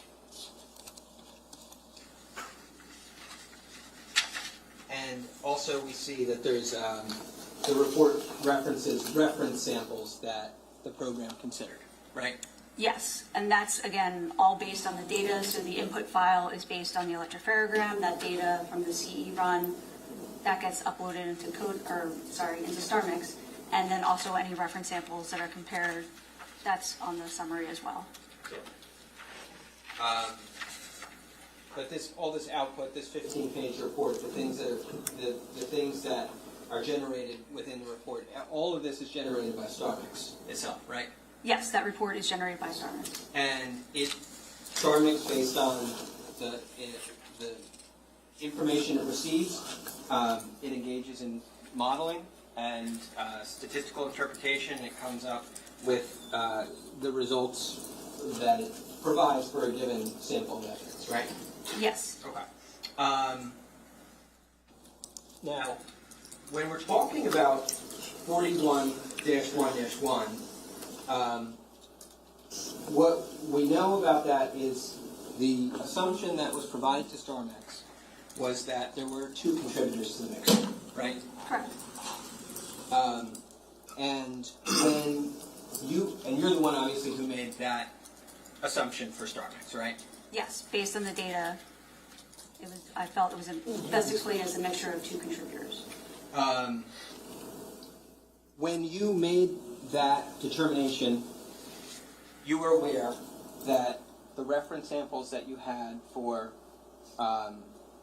Jennifer Caneiro, Sophia Caneiro, Jesse Caneiro, Keith Caneiro, and for Paul Caneiro, you knew that these reference samples related to individuals who were amongst themselves related to one another, right? Yes.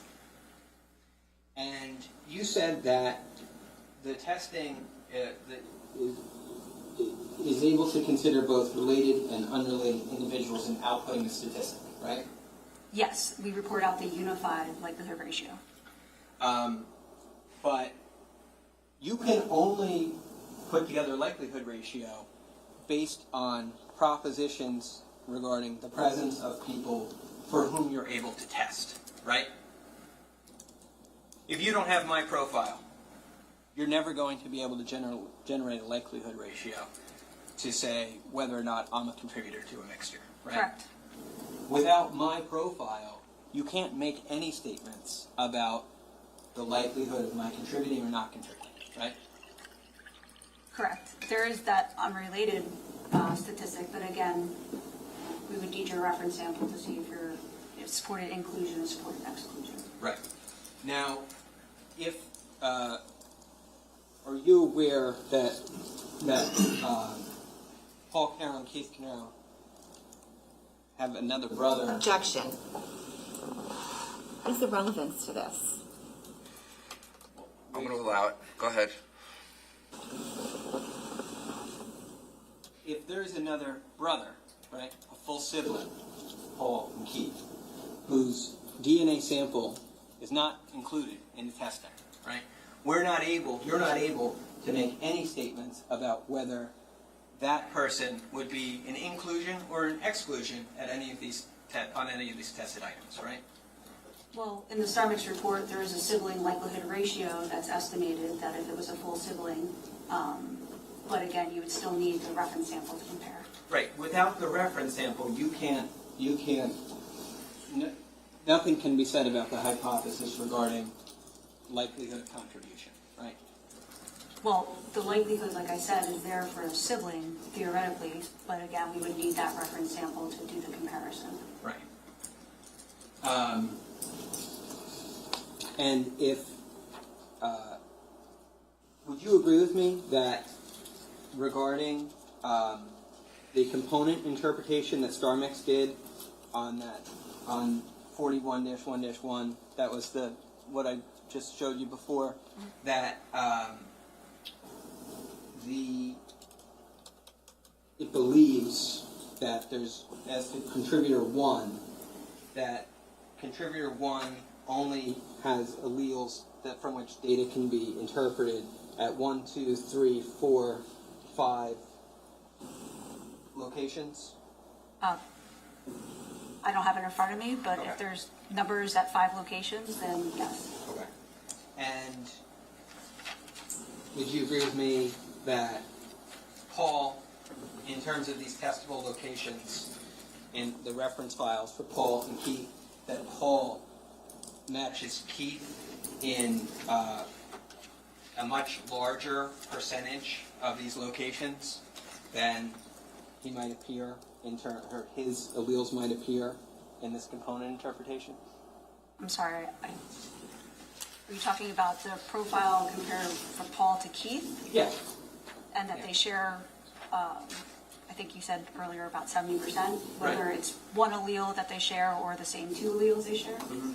Okay, so then what's your question? My question is, I guess, that Paul shares more alleles, without a doubt, than that with Keith, than we see alleles present that correspond with Paul on this item 41-1-1. Yes, 41-1-1 was a partial profile, so it was already only half the locations, if that, we got results at.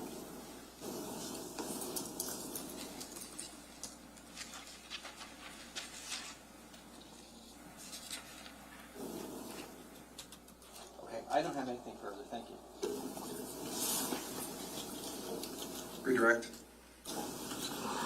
Just quickly, one question. On item 41-1-1, where you have a likelihood ratio supporting inclusion for Paul Caneiro, Yes. you were able to exclude his brother Keith Caneiro from there? Yes, Keith was excluded. Thank you. Any further?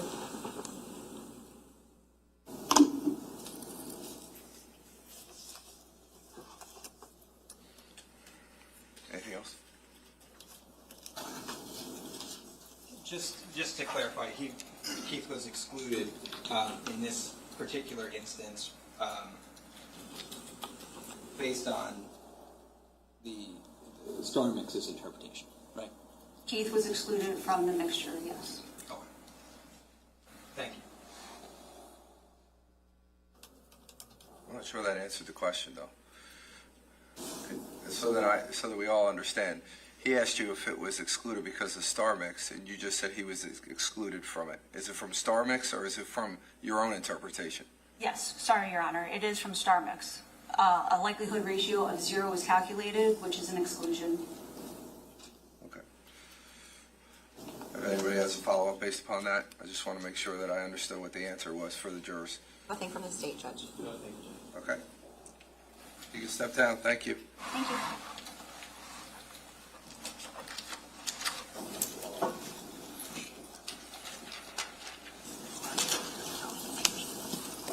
Can I see counsel, please?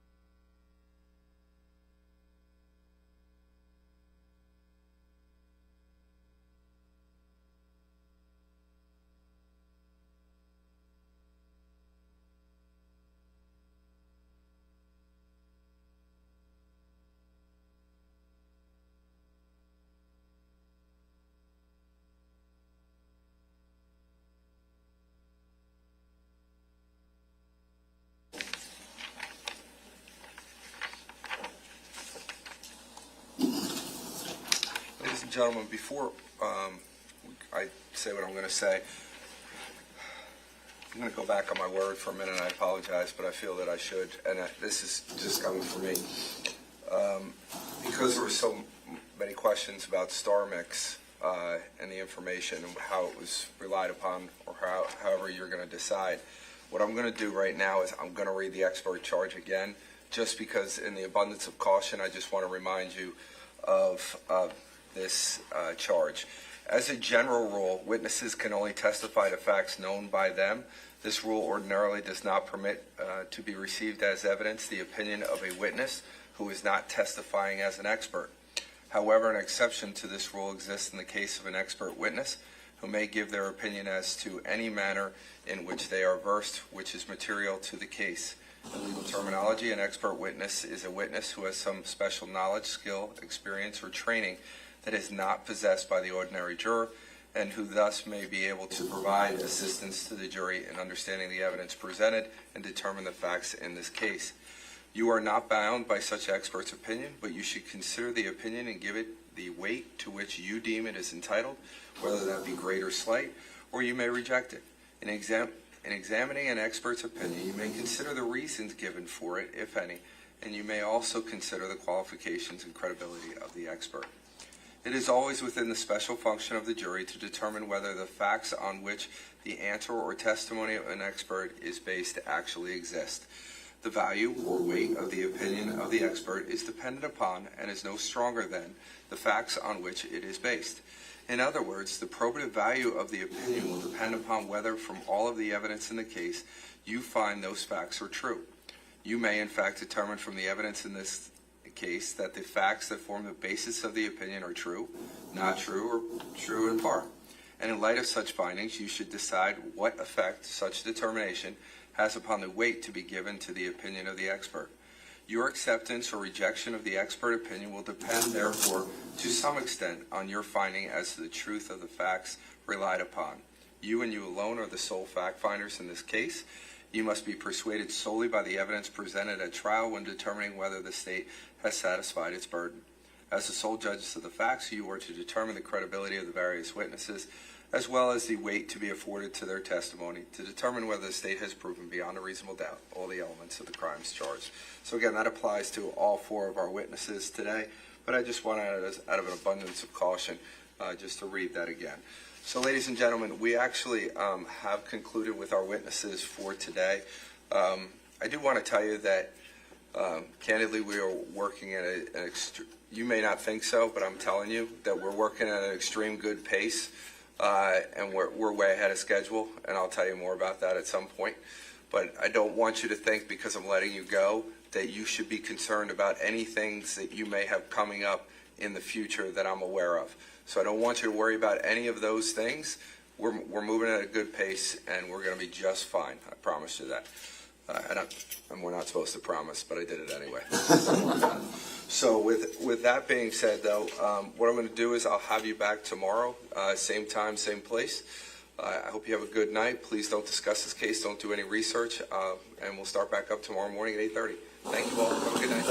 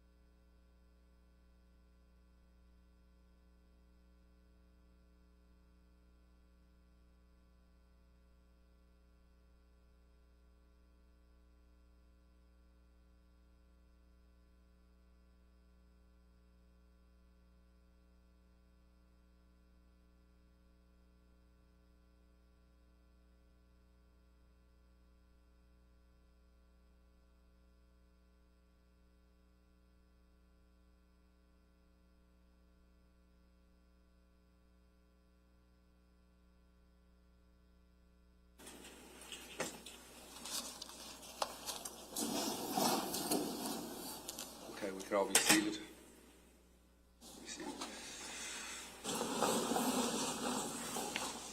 Okay, so a couple things.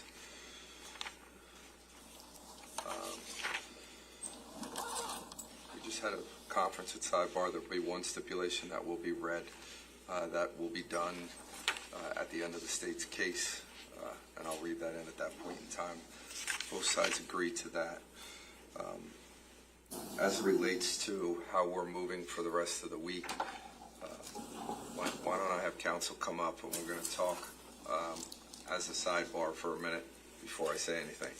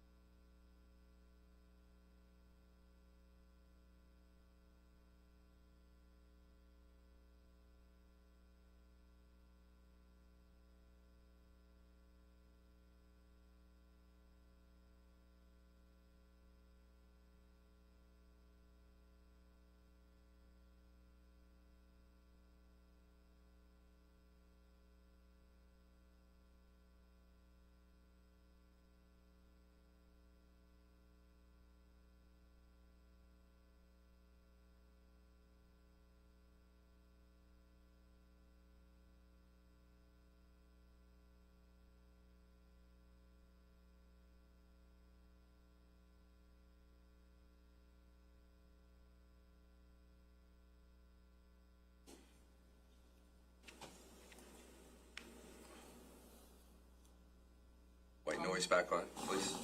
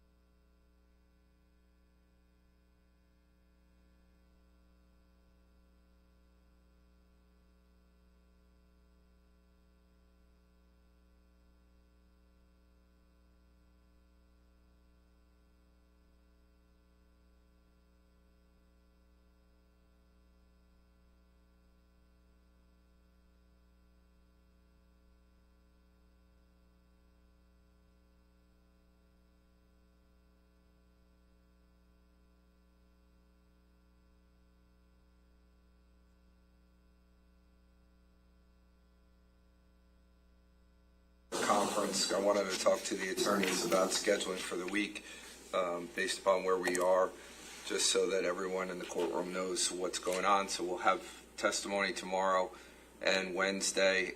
Thursday will now be the day off, and then we'll have testimony again on Friday.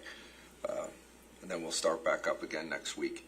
So that's the plan for the rest of the week. I've spoken to the attorneys about a couple issues that we have discussed as it relates to potentially moving some evidence at some point, and also for the jury charge, so that everyone's on notice of that. So I don't think there's anything else, but I'll just confirm on the record. Anything else from the state? No, thank you, Judge. All right, anything else from the defense? No, Judge, thank you. All right, thank you. All right, so everybody have a good night. Please be safe. I'll see you tomorrow morning, and we'll continue on.